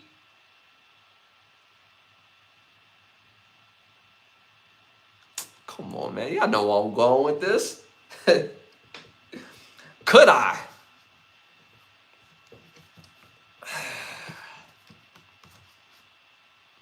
I ain't gonna hold you. I'm saying like what we talking about, man? Like where we at with this, man? Where we at with this? I mean, let's keep it all the way real. Yeah, I can. Yes. Do it depend on the woman? Yes, for sure. If it's a very unattractive woman, I would have to decline, a hard decline. I don't care. But honestly, if she's fine and she's in good public standing, she's quiet, she has a husband at home, and I'm her dude, I'm her side dude. Like let's keep it real. How long do you have to be the side piece for you to like keep this up? Let's keep it real. Like you 5 years in as being the side piece, right? And you like, yo, I don't want to be the side piece no more. What they gonna do? Take the hotel? Come on, like get out of here. It's already a done deal. Like what are we talking about? Now I'm in. Like I'm next to the bread. I did what I did. You know what I'm saying? We had a good time. I chose to be here. I'm getting to that money, you see what I'm saying? And now I can leverage it. Business is business. Business is business. So if it's somebody fine, oh yeah, your boy gonna be there with the red hat for sure. For sure. Now if I'm in a space and place that it's like, yeah, I want kids. In real life, I do want more kids. But yeah, it's like, all right, I want kids and I want to chill. Then it'll be a no. But 20s Ash would have said yes. 30s Ash would have said yes. Yeah, damn. So it's a yes. It's a yes. I just turned 41. If a woman who's fine, feeling me like that, say, hey, can you imagine a hotel, big hotel in Vegas named Ashley's?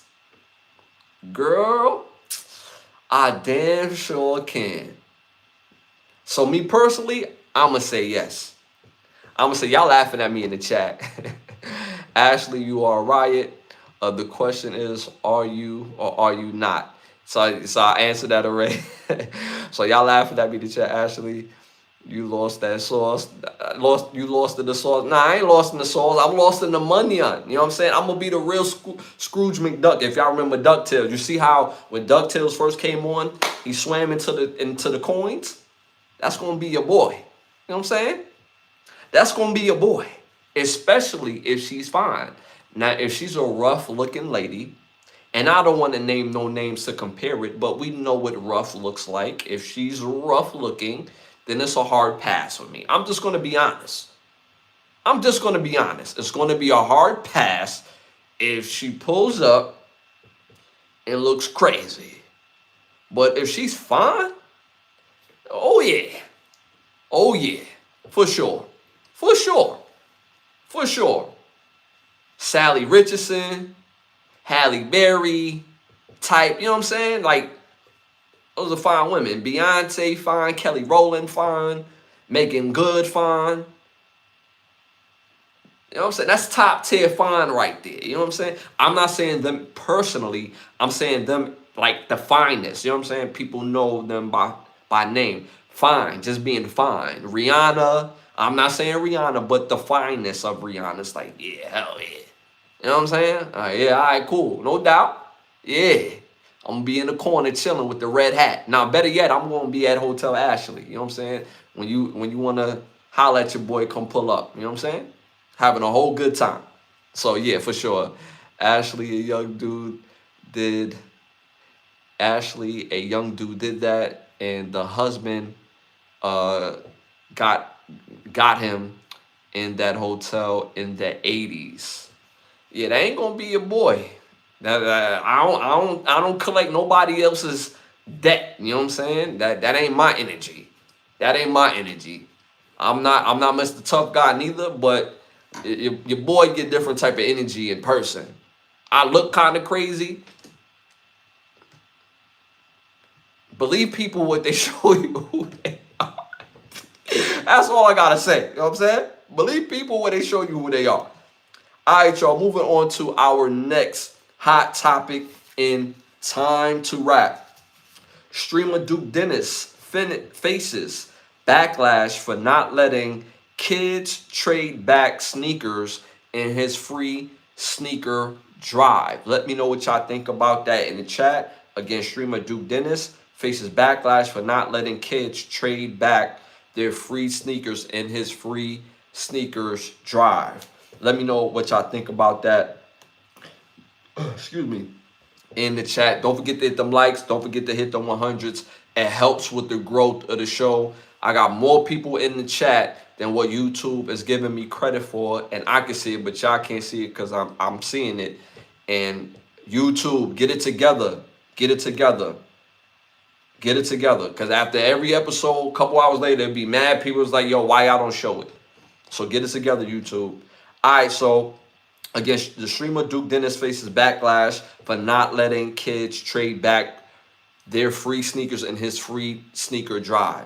Again, let me know what y'all think about that in the chat. Me personally, this was a drive that Duke Dennis put together, that giving back to his community. He had bought a whole bunch of sneakers. I'm pretty sure he was giving some of the sneakers as well because it's a drive that he's putting together, but he's giving back to the community. So the fact that you had kids trying to give back or trade back, like, yo, thank you for the sneakers, but I don't like these. I like those over there. I'm not mad at Duke Dennis for not letting him do that, because everybody out here is going to get some, like, he didn't have to do that, first of all. Second of all, you get what you get. You can't look a gift horse in the mouth. Like, what are we doing?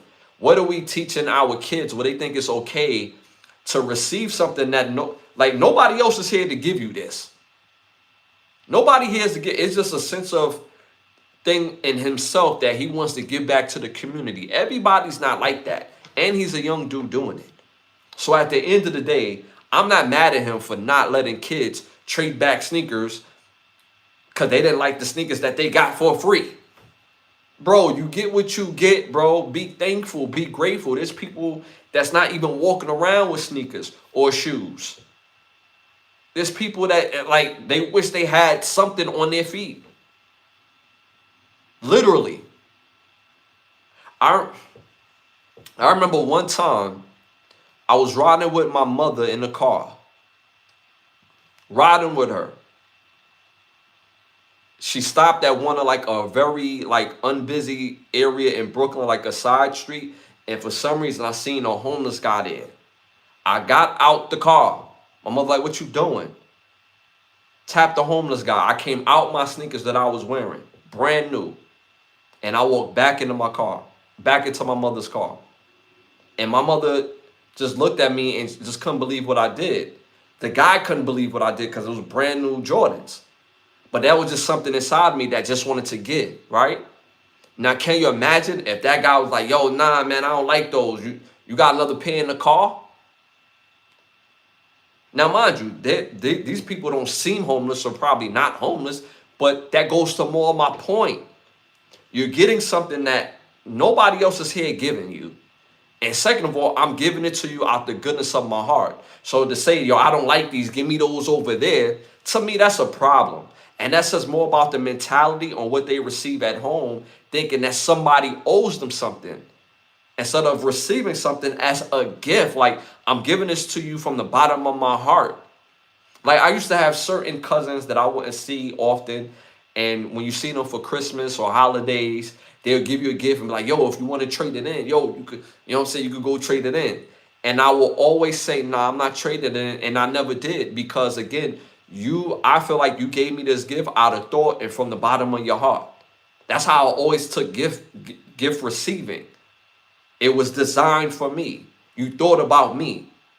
So when I give somebody something, and when I see others give others to people, I'm thinking with the same type of mindset. It's a gift, and I had and it was thoughtful. I thought of you in particular. So for the kids to feel like, especially in that area, the ones who was trying to trade back, and even though they probably don't think nothing is wrong with it because of their mentality, how they was raised, it's wrong. It's wrong. It would be one thing and be like, yeah, yo, my size is a 10.5, right? It's a whole nother thing if you got the right size, but like it's just not the sneaker that you want. Hey, guess what? Give me those back and have a nice day. Give me those back and have a nice day. So I think he handled it way better than I would have, me personally, because like I said, I have a history of giving.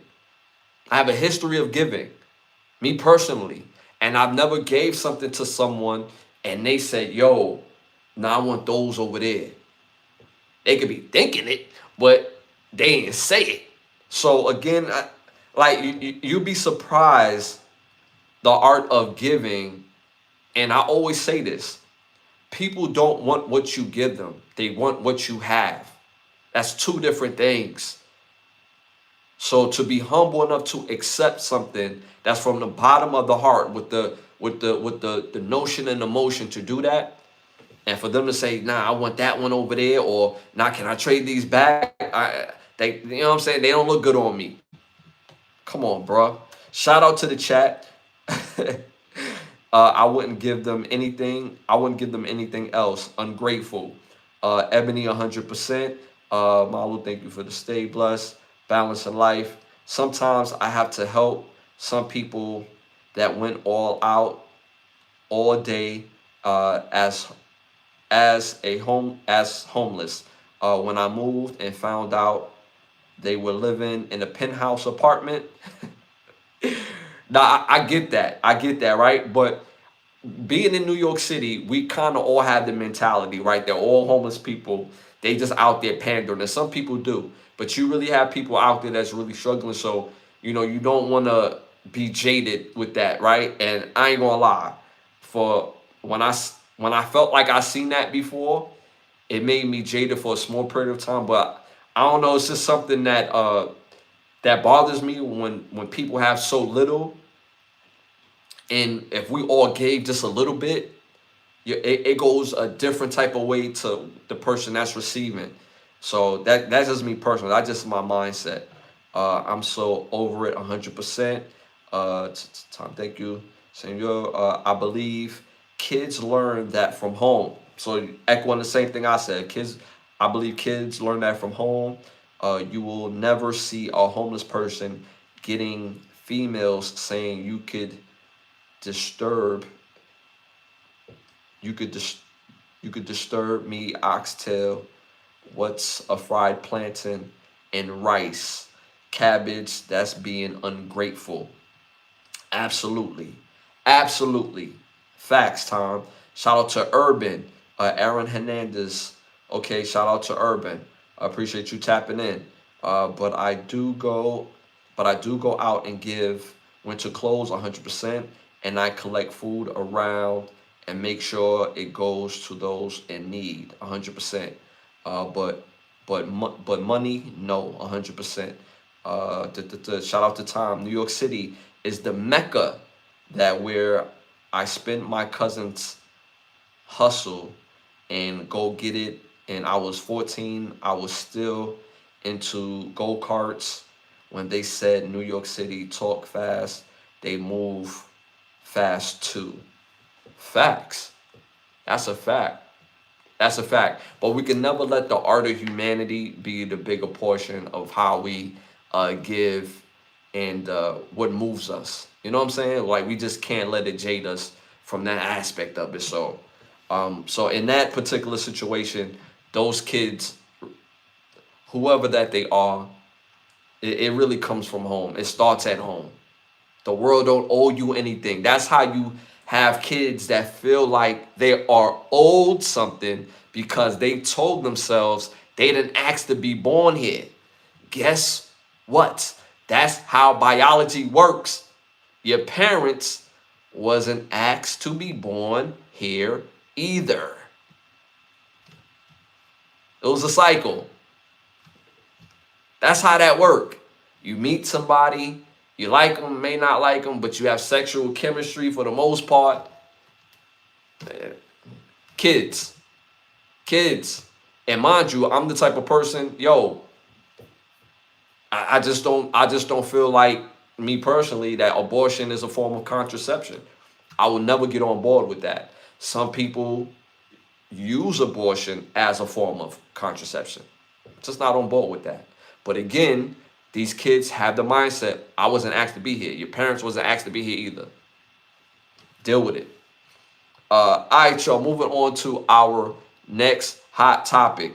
Ex-Colorado football player, Christian Fourier, calls out Coach Prime Deion Sanders for saying he isn't bright as a coach and doesn't like the way he runs his program, and tapped out of supporting the team after Shedeur Sanders' jersey was retired. Let me know what y'all think about that in the chat. Hate it or is it valid? Let me know what y'all think about that in the chat. Hate it or is it valid? Let me know what y'all think about that in the chat. And he also going to say that all Coach Prime's wins is hollow. And again, he just stopped supporting the program because he doesn't feel like he likes the way he runs it, and he's not a bright individual. Let me know what y'all think about that in the chat. Hit them likes, hit the 100s. It helps with the growth of the show, even if you've done so already. And also take advantage of those memberships. You see quite a few of them big badge holders in the building. So again, take advantage. Take advantage. All right, so me personally, Christian Fourier, listen, this sounds super duper personal. Super duper personal. And you're out of line. You're out of line. To call Coach Prime not bright is so out of line that it's just multi-levels of that. Like, let's keep it real. You won a Super Bowl before on a team, like, for real, they was going to win without you anyway. Like, real talk, outside of Colorado University and to the era that you played at Colorado, nobody else know who you are. Let's keep it real. When you spoke up for Coach Prime, nobody still knew who you was. But because you're speaking against them, now people know who you are to some degree. And you've seen the lines of that because I'm pretty sure you keep your ear to the street. You keep your bead onto what's going on social media. People stand out for talking about Coach Prime negatively. Now, to say that you don't like the way he runs his program, that's a valid assessment. That's a valid assessment. You are an alumni. That's a valid assessment based on your position. That's valid. If you don't like the way a coach is running things based on some of his decisions, okay, that's valid. You're a former player. You played at a time where the Colorado flag was stronger. The tradition was much more a tradition of hard-nosed type of players for sure. I remember Colorado 20 years ago, 30 years ago, always a strong program in their players. They never had necessarily great players or exceptional players. You've had some really good players, Cordell Stewart, Brian Westbrook, Rashad Salam. Oh my God, in college, dude is nice. Rest in peace. Heisman Trophy. And then later on, the Chris Browns, the Michael Purified teams, the big, I forget his name, but Big Gerald that plays guard, Garrard. I think his name is Garrard. That old line was crazy. Hard-nosed team, for sure, yes. So the way that he's running his program and the way that you think he should run his program in today's and college football, if you don't like it, get your own team. Now, could it be better? For sure. For sure. For sure. But we acting like Coach Prime is still not a new coach. That doesn't mean he's void of criticism, but to call him not bright in football, where he was way more successful than you as a player, how many wins do you have as a college coach? Oh, you don't. Interesting. So to call him not bright, mind you, again, yes, there's certain football decisions that Coach Prime could be better at in making in games, but that comes with coaching more games. That comes with experience. He's not a coach that's been coaching in college football for the last 15 years. He's still relatively a new coach in college football. This is his 4th year coming up at Colorado in major college football. Before that, he was at Jackson State. That's not major college football. Jackson State before Colorado, before Coach Prime got there, it was nothing for the last 30 years. Nothing. And turned them into relevancy right before he left. Now, can you do that with Colorado? For sure. The first year, they went, 4-8? For sure. Let's keep it real. Let's keep it real. Again, these things have nuances. Travis Hunter was hurt at least, 4 or 5 of those games? I'll say 4 of those games. He was hurt. So there's a couple of those games that they should have won. They did start off 4-0. Let's keep that real. Shador missed about 1 or 2 of those games. And believe it or not, if you watch the Utah game, Travis basically won that game single-handedly. They called back like 3 touchdowns against Travis against that Utah in their first year. But that's still his first year taking over a team that went 0-12 and was losing by 30. And you call that hollow?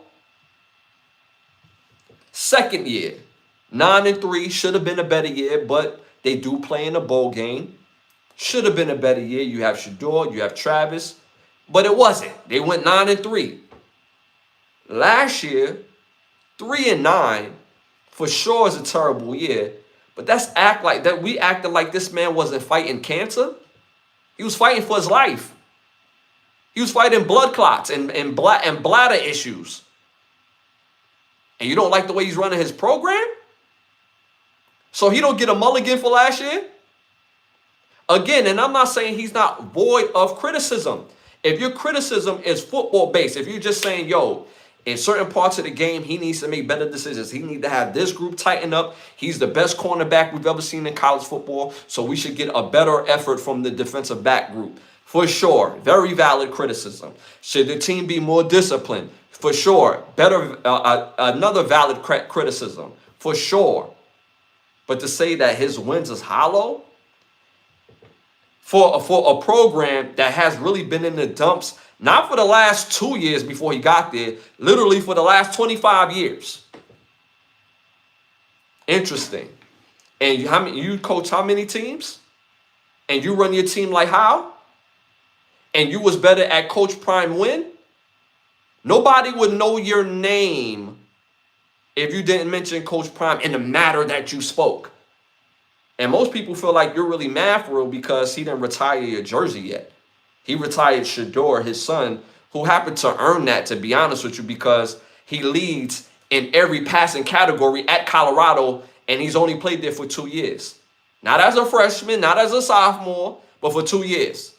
Now, was that a little premature? For sure. Absolutely, yes. I personally felt like he should have retired that jersey a little later. But again, to call him not bright, more successful than you as a football player, more successful as you as a coach, y'all not even in the same wheelhouse as far as football player.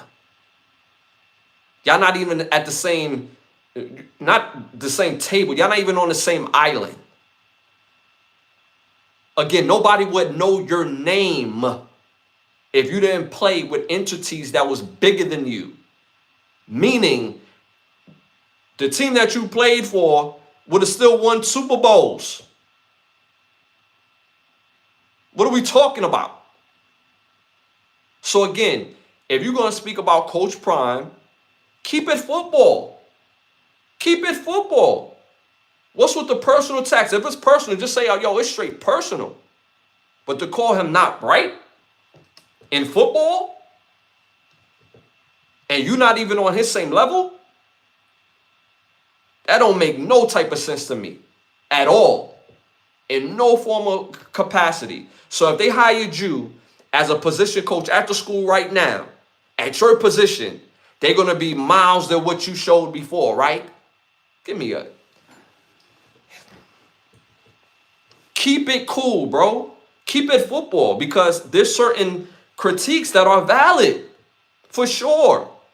And the biggest thing I don't like about people that just be speaking out of personal attacks, especially when it comes to Coach Prime, one, they do it for clicks, and two, they do it with this thing where anybody that disagrees with them, they think the people that disagree with them think that Coach Prime is like, he gets like carte blanche. In a way, he's supposed to, because he's a Hall of Famer and he done seen it from every aspect. And you will hope at some point that he continues to learn how to translate that to his players, which is hard to do it in this day and age. You've seen the greatest college football coach give up college football because college football is no longer in the same place in Nick Saban.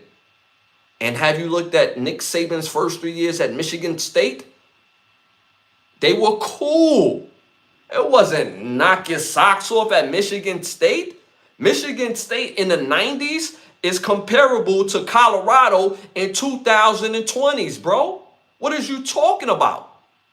And Michigan State, that Michigan State team had ballers. Ballers. And they started off slight. So coaching, after it takes a turn. It takes time. All successful coaches, when they first got their start, it wasn't pretty, bro. So keep it football. When you start saying he's not bright, I got a problem with that. And because we got social media, and because we live in a day and age that anybody that's from the culture, if we feel like it's getting a raw deal, whether it's fairly or unfairly, especially unfairly, and I'm speaking for the unfairly, not fairly, I'm speaking unfairly, we're going to speak up. Keep cool. Keep cool. Start your podcast and do what you do. Anything that's personal, say it's personal and nobody will say nothing to you. But when you say football, bro, as a player, y'all not in on the same planet. And how many games you coached in college? Keep it cool. Keep it cool. If it's going to be personal, say it's personal and nobody will say nothing. But when you say, oh, it's football, it's the tradition, it's this, that, and the third, and it could be somewhat valid, but then when you mix that in with your true agenda of being personal based, keep it cool. Keep it cool. Moving on. Shout out to the chat. The chat was going in the chat. Ashley, pay attention to this is why Deion Sanders didn't get picked in the first Deion Sanders getting picked in the first round. You think that, you mean Shador Sanders? Shador Sanders' son, okay, didn't get picked in the first round. Do you think this guy is coming out saying this now about Deion Sanders? Hello,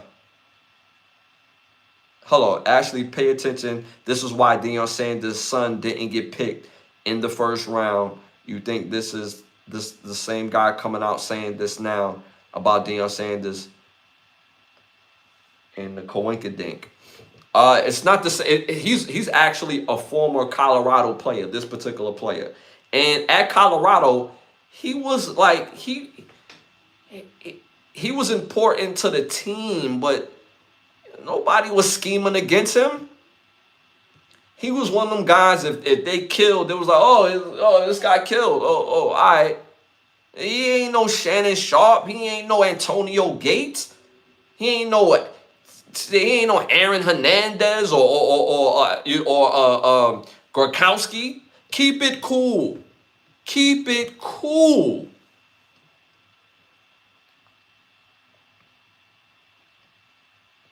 Deion Sanders is a tomahawk steak. That brother is a hot dog. Ain't nobody eating no hot dog. You had a chance to get a tomahawk steak as a player. This guy is not in the same room with Deion. Bro, he's not only in the same room, he's not even on the same island.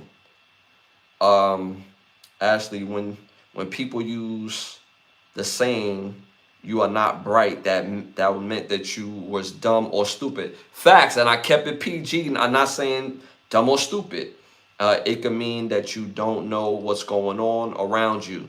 Again, Coach Deion Sanders does have to make better adjustments in games. And in certain parts of the team, as a fan, you just want to see ball out. When you see Deion Sanders DBs, yo, you Deion Sanders, so your DBs should be on a whole nother level. But it's also Colorado. That's a very hard place to recruit realistically and traditionally. But now that Deion is there, the hotbed of the recruits is coming there. They just had really, for real, the first year to me, going from losing all your games by 30 to winning 4 games and your very best player is out for 4 games, that is nuance based. It's very nuance based. And again, it's college football. It takes time to build the team. Second year, they went 9-3. Last year, there was a flub, mainly because Coach Prime was battling cancer. If it wasn't his bladder, it was his blood clots. He was battling cancer. He almost died from a bladder cancer last year. What are we talking about? And he was back on the damn sideline within 2 weeks against the doctor's orders. Mind you, he wasn't around his team for months. People couldn't figure out, like, why you not in Colorado? And the college was like, yo, it's cool. We giving Coach Prime time to, take care of his situation. They would not say what happened publicly.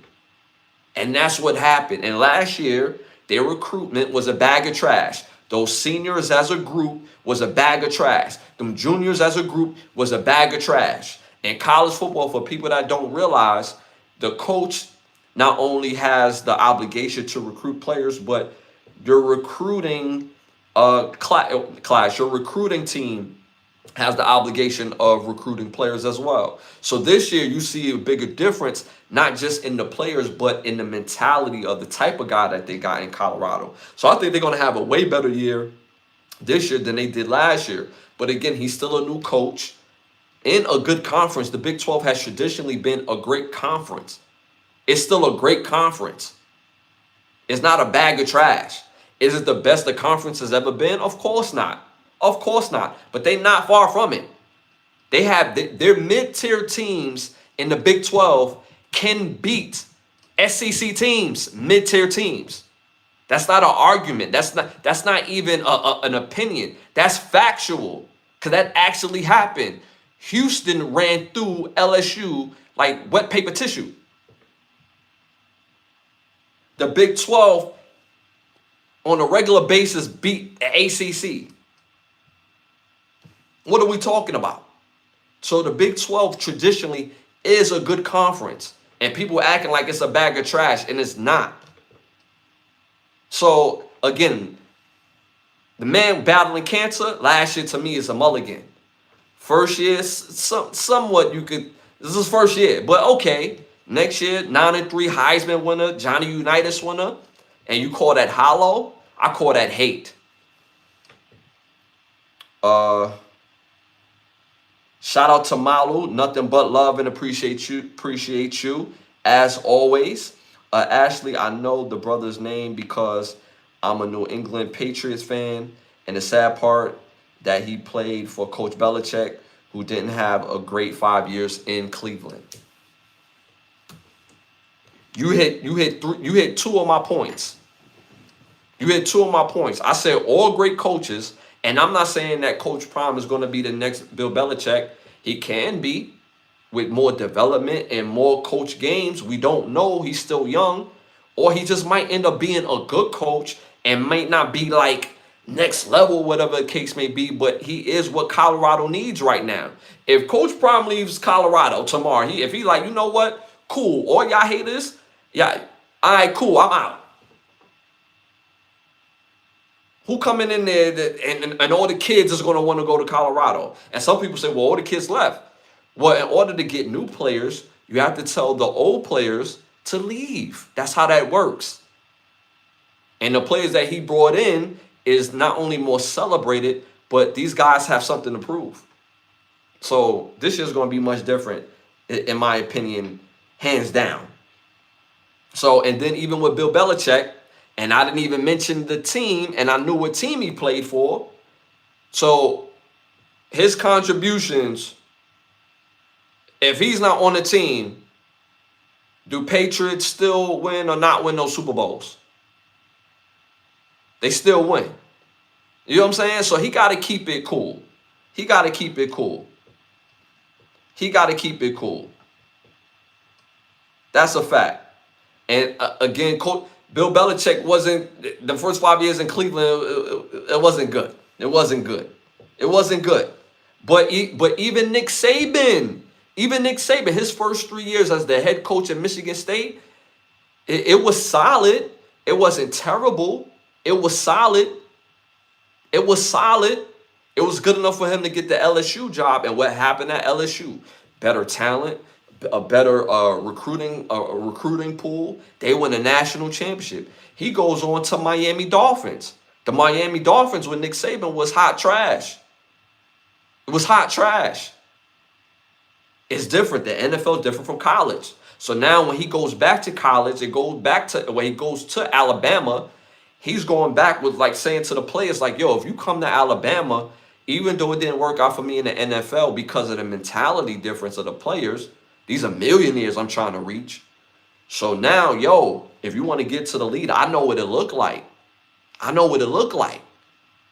Come to Alabama.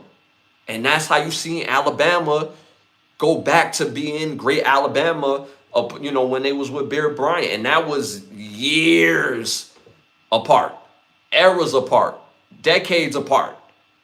So people got to stop with that. Give the man a chance.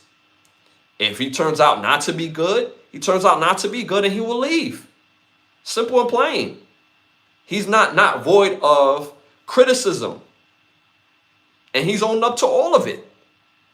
So I don't, again, nobody would even know this dude's name if he didn't speak out against him. And he said, well, I was one of his biggest supporters when he first got there. Ain't nobody know your name. Now your name is buzzing. And I bet you he started a podcast.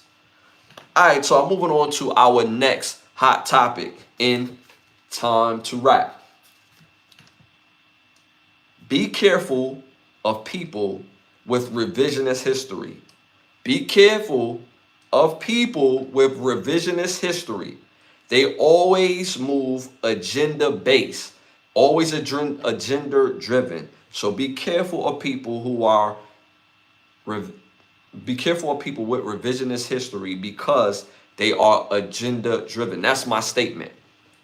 And I know y'all know plenty of people in your personal life that just, hey, man, you remember that time I looked out for you and yada, yada, yada. Like, yeah, nah, I don't remember that. But there's something coming behind that. There's an agenda behind that. They want something. People always say the people that come with you with the biggest smiles and the biggest hugs are willing to do you the most dirty. So be very aware of people that are revisionist history based, because their basis is always agenda driven. So be very aware. That's my statement regarding that. Moving on to our next hot topic. A shout out to Julia in the building. Appreciate you for tapping in. Hit them likes, hit the 100s. It helps with the growth of the show. All right, moving on. Question. Is adulting realizing all you need is God, a home, stable income, and a peaceful partner? Let me know what y'all think about that in the chat. Again, is adulting realizing all you need is God, a home, stable income, and a peaceful partner? Let me know what y'all think about that in the chat. Shout out to Malu. Malu doing her thing, man. Appreciate you, Malu, as always, man. Just doing her thing, man. But let me know what y'all think about that in the chat. Me personally, at the end of the day, that's all adulting is, man. When I was a kid and all the adults around me, and I'm at school all day, like outside of my parents, I was wondering, like, yo, what do people really do all day? Like for real, what do people really do all day? Like, while I'm in school, what are people doing in life? You know what I'm saying? Because I knew my mother was at work. My pops was at work. Like, what's the rest of the world doing? Not to say they don't go to work, but when you live in New York City, you see all types of people, and everybody has their own type of hustle. But when you become an adult, like for real, that's all it is. Because you get up and we do the same thing every single day. We get up to work to pay bills. That's all we do. That's all we really do. And probably the cherry on top is if you could meet somebody and y'all have a good time and it's peaceful. You don't have to worry about them cheating. You don't have to worry about them being loyal, not being loyal. You don't have to worry about them or making them or them dumping their emotional baggage on you, physical baggage on you, right? That trauma baggage on you, right? So that's what adulting really is understanding the fact that for real, it starts with God. If you got a healthy relationship with the higher power, regardless of what you call your God, you can accomplish anything. Anything. Because it's all mentality, right? Mental health matters. Mental health is more important than physical health, but you can't have physical health without mental health, because the mind tells everything else to move, right?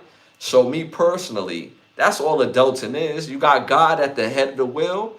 Everything else is second nature. You need you a home. Any man, you need you a home. Now, some people say a house ain't really a home unless you got a woman, right? It depends who you ask. It depends who you ask, because peace goes a long way once you're the only person with that key to that lock. I'm just saying, peace goes a long way when you're the only person with that key to that lock. So at the end of the day, that's all adulting really is. God, home, a stable income, and maybe the cherry on top, having a peaceful partner. So that's all it really is for real. Like, even as when I got to college, it was like, because when you get to college, it's like that gateway to adulthood, right? Like that real gateway to adulthood, because now it's like, yo, it ain't no I'm going back home. Like I'll get my own apartment, or I get an apartment with my lady, you know what I'm saying? Or with one of my boys, he could become one of the roommates, you know what I'm saying? I'll rent a room, he'll rent another room, and we could keep this spot, right? Like on some Steve Harvey type of thing, right? Not Steve Harvey, that's Dwayne and Ron, right? But even Steve Harvey and Cedric the Entertainer did it as grown men, right? But cool, right? Or you meet somebody and he's like, yo, let's go, you know what I'm saying, 50-50 on this rent, keep this, you know what I'm saying, keep our pockets, know what I'm saying, our overhead lower, right? If you have a girl or a wife that, hey, you know what I'm saying, we could double this up, baby, and you know what I'm saying? So that's all what it really is for real. Now, you don't necessarily have to have one partner. You can have several and be non-committal and enjoy being single. But I'm not gonna lie, I'll probably pour more into relationships than I do in single mode. You know, I think in single mode I reserve more than I share. But when I'm with uh with the special someone or someones, we spoke about that last. Don't judge me. You know what I'm saying, chat. When we talked about the situationship and the teams, you know what I'm saying? Y'all know what I was talking about before. But I pour more into those situations than I do in single life. But in single life as a man, you get what you need and you keep it pushing, right? But that's all adulting really is. God, a home, stable income, and the cherry on top is somebody that you could get along with. So that's all really adulting is. Again, hit them likes, hit the 100s. It helps with the growth of the show.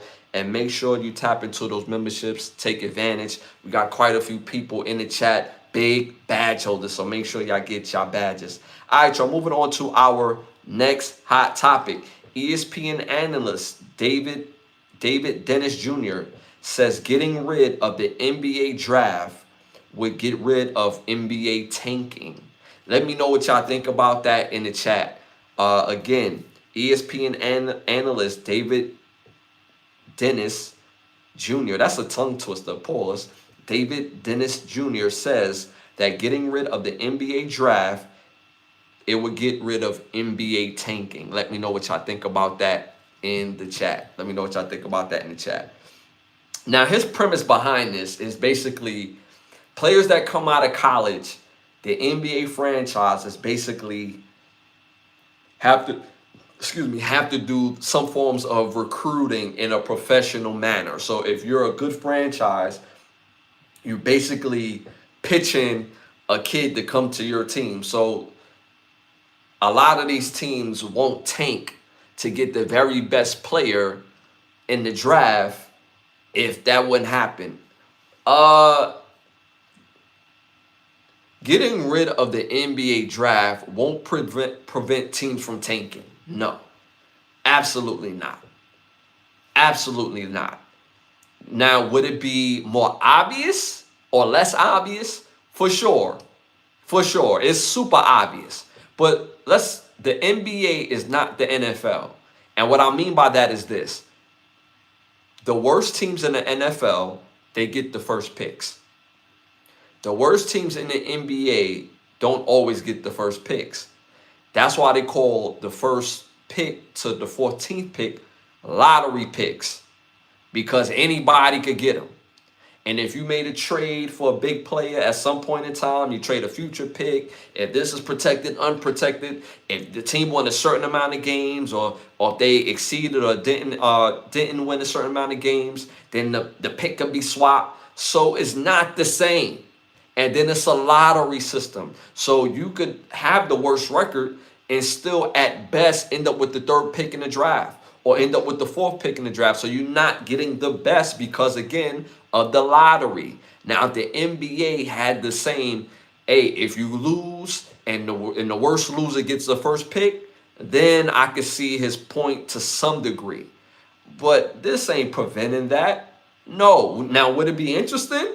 It would be interesting, but it's not preventing that at all because of the lottery system. So I don't like the idea. I don't think it's going to be beneficial.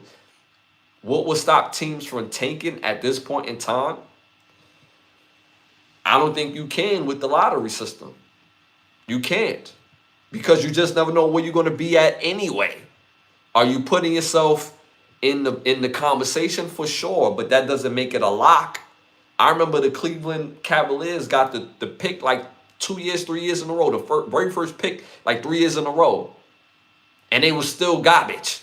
They was absolute dog shit until LeBron went back. So, I mean, like, let's keep it real. Like, it's not going to make much of a difference. Now, what would prevent NBA players from tanking? Mm,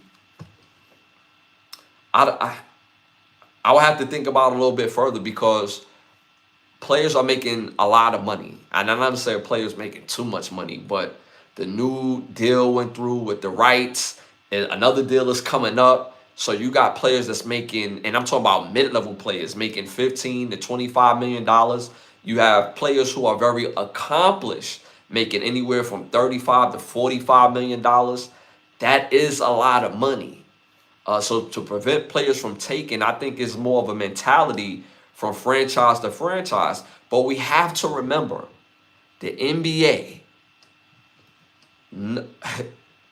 is not based on competition. All NBA franchises is not trying to win. Like, why do we keep having these conversations about these teams like they're trying to win when they make moves, trades, acquisitions, waivers, they acquire players like they trying to build for a championship team, and they're not. They're not. So, can we ever get rid of tanking? Not really, because if a franchise see itself more valuable just to sell jerseys, whether they win or lose, guess what? That's what's going to happen. That's what's going to happen. It is what it is. Until they get a player that just happened to want to play in the big market or to play in the market and they really want to win, they're not going to win like that because the ownership and the management don't care about winning. If you ever looked at the Clippers, historically, they never cared about winning. Why? They in LA. They the second team in LA. They're going to be profitable whether they sell out they sell out or not. It's still LA. It's the Clippers. People going to want to go to a cheap game. So at the end of the day, they still profitable. And on top of that, they have a history for paying their management the lowest around the league. So they don't need to sell much tickets anyway. Then all of a sudden, they put a push into Chris Paul. They get a guy like, oh my goodness, Griffin. They bring in DeAndre in his prime. Conference finals. Haven't seen them back nowhere near that since. They've been ass. I mean, outside of, I would say like 2 years ago when Kawhi was relatively healthy. But that's about it. If Kawhi's not healthy, the Clippers are not smelling no parts of the playoffs or even a long standing in the playoffs that he's not going to be healthy. He hasn't been healthy. And I like Kawhi Leonard as a player, but he's not healthy. So at the end of the day, these teams are not interested in winning. So this is not going to prevent tanking if the NBA got rid of the NBA draft, which is another strong part of the NBA because people seem to like the lottery. I can't stand the lottery. If you trash, you get the best player. That's how it should go. But because of the lottery, that's not how it's suited. If you look at the Boston Celtics, they made big trades with KG and Paul Pierce and Ray Allen, and it resulted their team to always getting high picks when they was a better team than what people were going to think. Like when Tatum and Brown developed earlier than what they thought, now they were still able to get high picks to add with Tatum and Brown. So again, it is what it is. This is not going to stop the NBA from taking. All right, y'all, moving on to our next hot topic in Time to Rap. DJ Vlad has tweeted out, he has a confession. Rock Nation has paid him to support Megan Thee Stallion, and they also paid off the jury to convict Tory Lanez. Again, DJ Vlad has tweeted out, I have a confession. Rock Nation has paid me to support Megan Thee Stallion, and they also paid off the jury in the to convict Tory Lanez. So let me know what y'all think about that in the chat. And then he later went on to tweet, the LA police are all on Jay-Z's payroll, and it doesn't stop with LA. Let me know what y'all think about that in the chat. This is what DJ Vlad has tweeted out. Let me know what y'all think about that. Do y'all take him serious by saying this? Let me know what y'all think about that in the chat. This is going to be very interesting to see some of y'all answers regarding this particular situation. Me personally, not a fan of DJ Vlad. Not a fan. I believe he's a person that really makes his business off the culture, and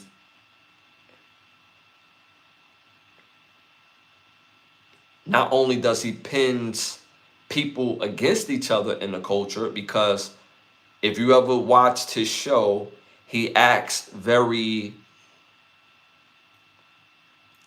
he asks these questions that are like me versus him, comparing legends and making it like an open conversation where people are just legends, and making the culture feel like it only can be one. So that's one part of it. The second part of it, and is not necessarily his fault, but the type of guest that he gets that's from the culture, they incriminate themselves. I mean, that's also a part of their own accountability.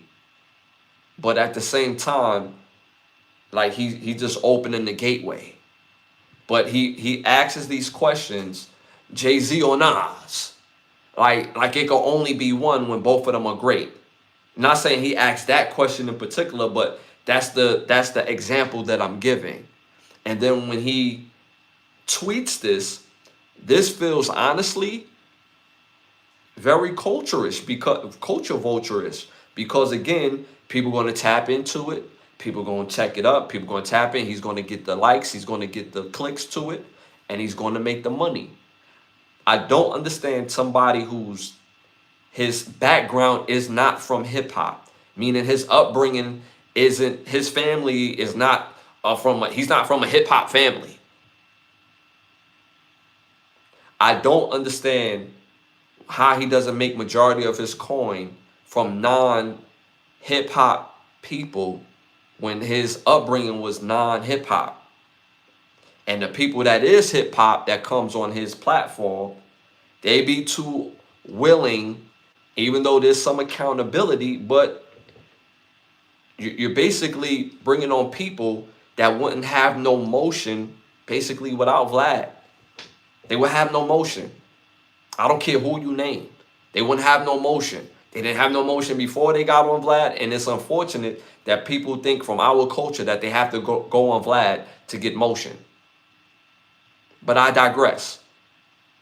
Do y'all believe that Vlad, when he says that Rock Nation has been paying him to support Megan Thee Stallion, and that they also paid the jury to convict Tory Lanez, and again later on to tweet that the LA police are all on Jay-Z's payroll, and it doesn't stop with LA. Do y'all think he was just trolling? Do you think he was saying it to be sarcastic, or do you take it for face value? It's quite interesting, to be honest with you. A shout out to the chat. Shout out to Ebony in the chat. I don't even watch his videos anymore. Culture vulture. Ashley, sometimes kids don't pick up at home, but among the society they belong to. That's very interesting, Malu. Very interesting. Very interesting. My thing is this. Hip-hop culture dictates what's acceptable in hip-hop culture. So I don't understand people that's hip-hop culture still uses his platform as a place to make him better, when we clearly see his agenda. And now he uses that same platform to continue to pin people against each other and to take his agenda off the spotlight and highlight it on somebody like Jay-Z, Megan Thee Stallion, Tory Lanez. Oh, I knew it. I knew Jay-Z had something to do with it. Oh, I knew Tory Lanez got a raw deal. Oh, Megan Thee Stallion, oh, she couldn't be in control of it. She's a queen, and this, that, and the third. When all of a sudden, in all this time, it was all cool. If this is true, it was all cool as long as you was getting paid for all these years. Now today, or the day that you tweeted this out. Now you have a conscience about it. And now from here on out in hip hop, you're going to move forthright. So this is definitely agenda based, definitely clickbait based, definitely culture vulture based. Again, somebody taking from the culture and not adding to it. No positivity, no real good energy. Everything is competition based amongst the culture instead of uniting and bringing it all together and combining resources, time, love, and energy. And most importantly, in hip hop, which is most impactful, is love. Not being divided, not being divisive. Like, we only really see that be profitable for one particular artist or two particular artists. That's Biggie and Tupac. And it necessarily wasn't them. It was the magazines. It was the bigger entity that say, yeah, we're gonna fuel into the feud. That's how I see DJ Vlad. He gonna yeah, let's feud this thing up. He gonna get the culture to be divisive and argue amongst each other, opposed to like, yo, nah, this ain't what it is. Like, you can't pay me no money to support something that I feel is wrong. At the end of the day, if he's moving forthright, didn't he speak out his mouth against about the minister? And then the people on his show at the time was like, yo, you need to apologize. And because another person that had his ear told him not to, he was like, yo, y'all can go. Y'all can go. And these people are from the culture. And now when that person was in his ear, they leave his ear after some time. It's like, oh, now I got a conscience. Now, yeah, yo, y'all was right. My bad. I apologize, minister. Culture vulture. Culture vulture. And it's amazing to me that we still allow this individual into our community. And the more so, the bigger part of why I'm even speaking on it is to highlight the fact that he should not have a place in our culture. Me personally, I would never speak on it again. I'm speaking on it now because I'm bringing awareness to his agenda. And we have to be aware of people with agendas because, look, he supposedly, if he's being sarcastic, okay, he's doing it for the clicks. Super weirdo. Okay, you got the clicks. Now, if he's being dead to ass serious, now, oh yeah, Jay-Z, another case on Jay-Z. Okay, now you shining light to other people opposed to what the real message is, and that's to keep hip hop divided, keep people going against each other. Keep who's that? You know, who's better than you? Why do that matter? Everybody. I think this person is great and that person great. Both of these people have been contributors to what I do or to the betterment of the culture. Everything is either or, very divisive. It can only be one. So either way, on one side, if he's being sarcastic, he's a weirdo.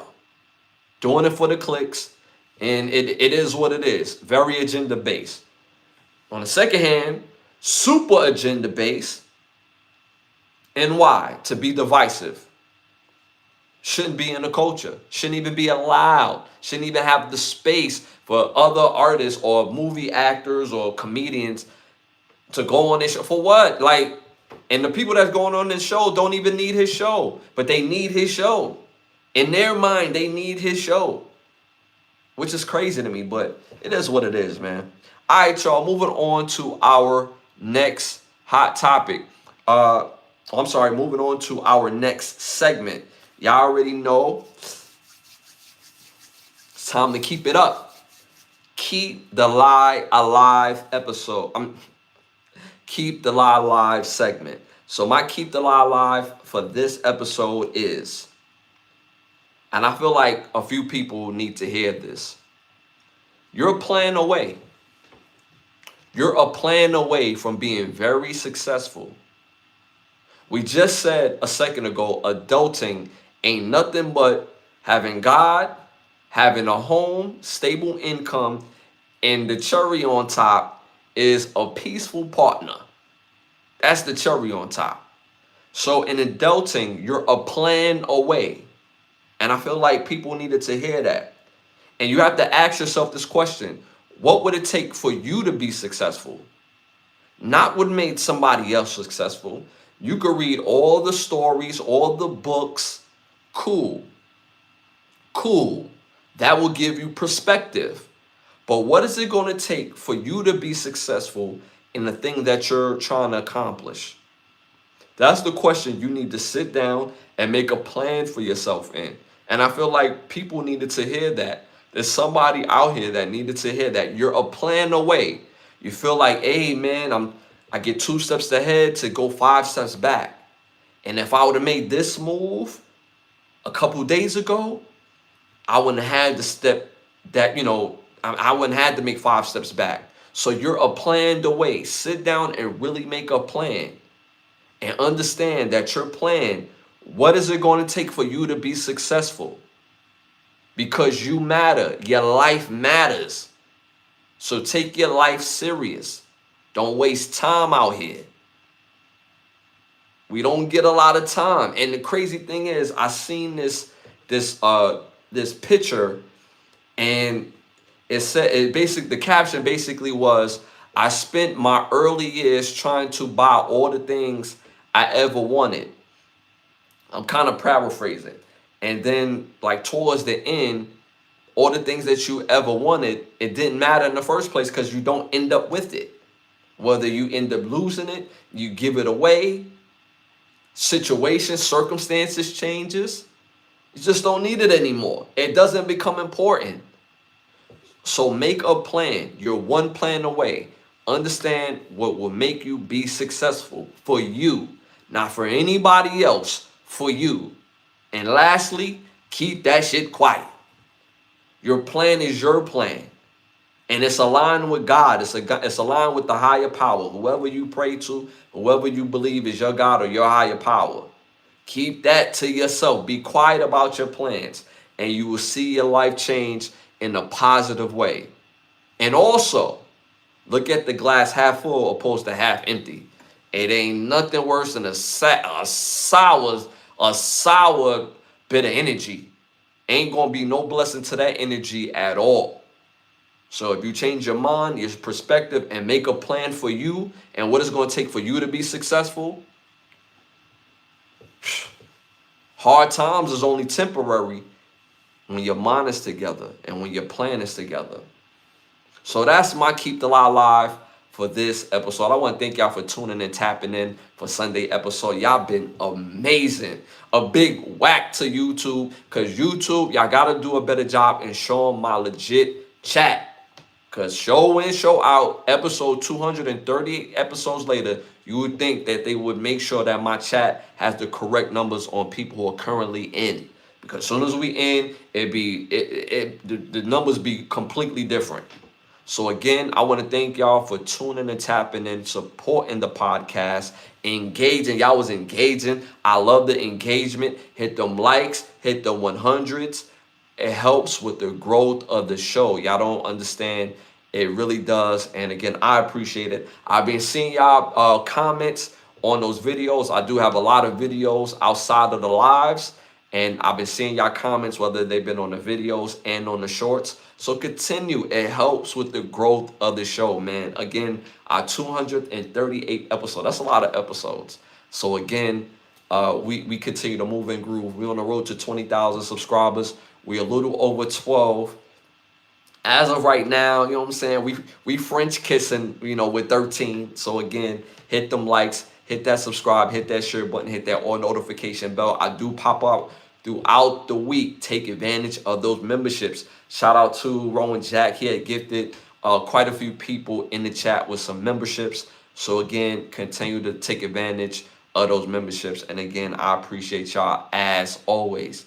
Again, y'all, if you did already, hit them likes, hit them 100s on the way out, them hearts, and I appreciate it as always. Again, shout out to the presenting sponsor of this podcast, which is Button Snaps. Again, where you get the finest of movies, shows, documentaries for your viewing pleasure of $4.99. Again, that's Button Snaps. That's the word button, hyphenated sign, and the word snaps.com. Also, be on the lookout for that new OUV Records app.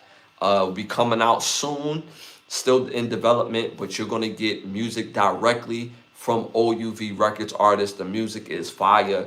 We backlog with fire music. I'm telling you, we got so much fire, it's not even crazy, but you're going to exclusively get it through the app, and I can't wait for that to be finished. Also, again, we're on every Wednesday, every Sunday at 10:30. If you want to tap into me off of YouTube, again, subscribe, and you can hit me up on my Instagram at Ashley Lovechild. I'm at Ashley Lovechild on everything. I'm very easy to find on any platform. So again, show that love, show that engagement. And remember, y'all, do not be an agent of chaos. Do not be a stain. Do not try to stand out for having the ability to be negative. Have the ability to stand out by being positive. Lose that Willie Lynch mindset. Hate has a location. It's just not here. We celebrate life culture. And you already know, man, it's love. And I appreciate the chat. Before I go, the chat. Y'all been super amazing, man. Shout out to everybody in the chat all night. Shout out to my mods. Shout out to my day one. Shout out to them big badge holders. And shout out if this is your first time tuning and tapping in to Ken and Brothers Get a Rap podcast. Again, I'm Ashley Lovechild. And I'm going to see y'all this Wednesday at 10:30. It's love. And I'll see y'all soon. I'm out.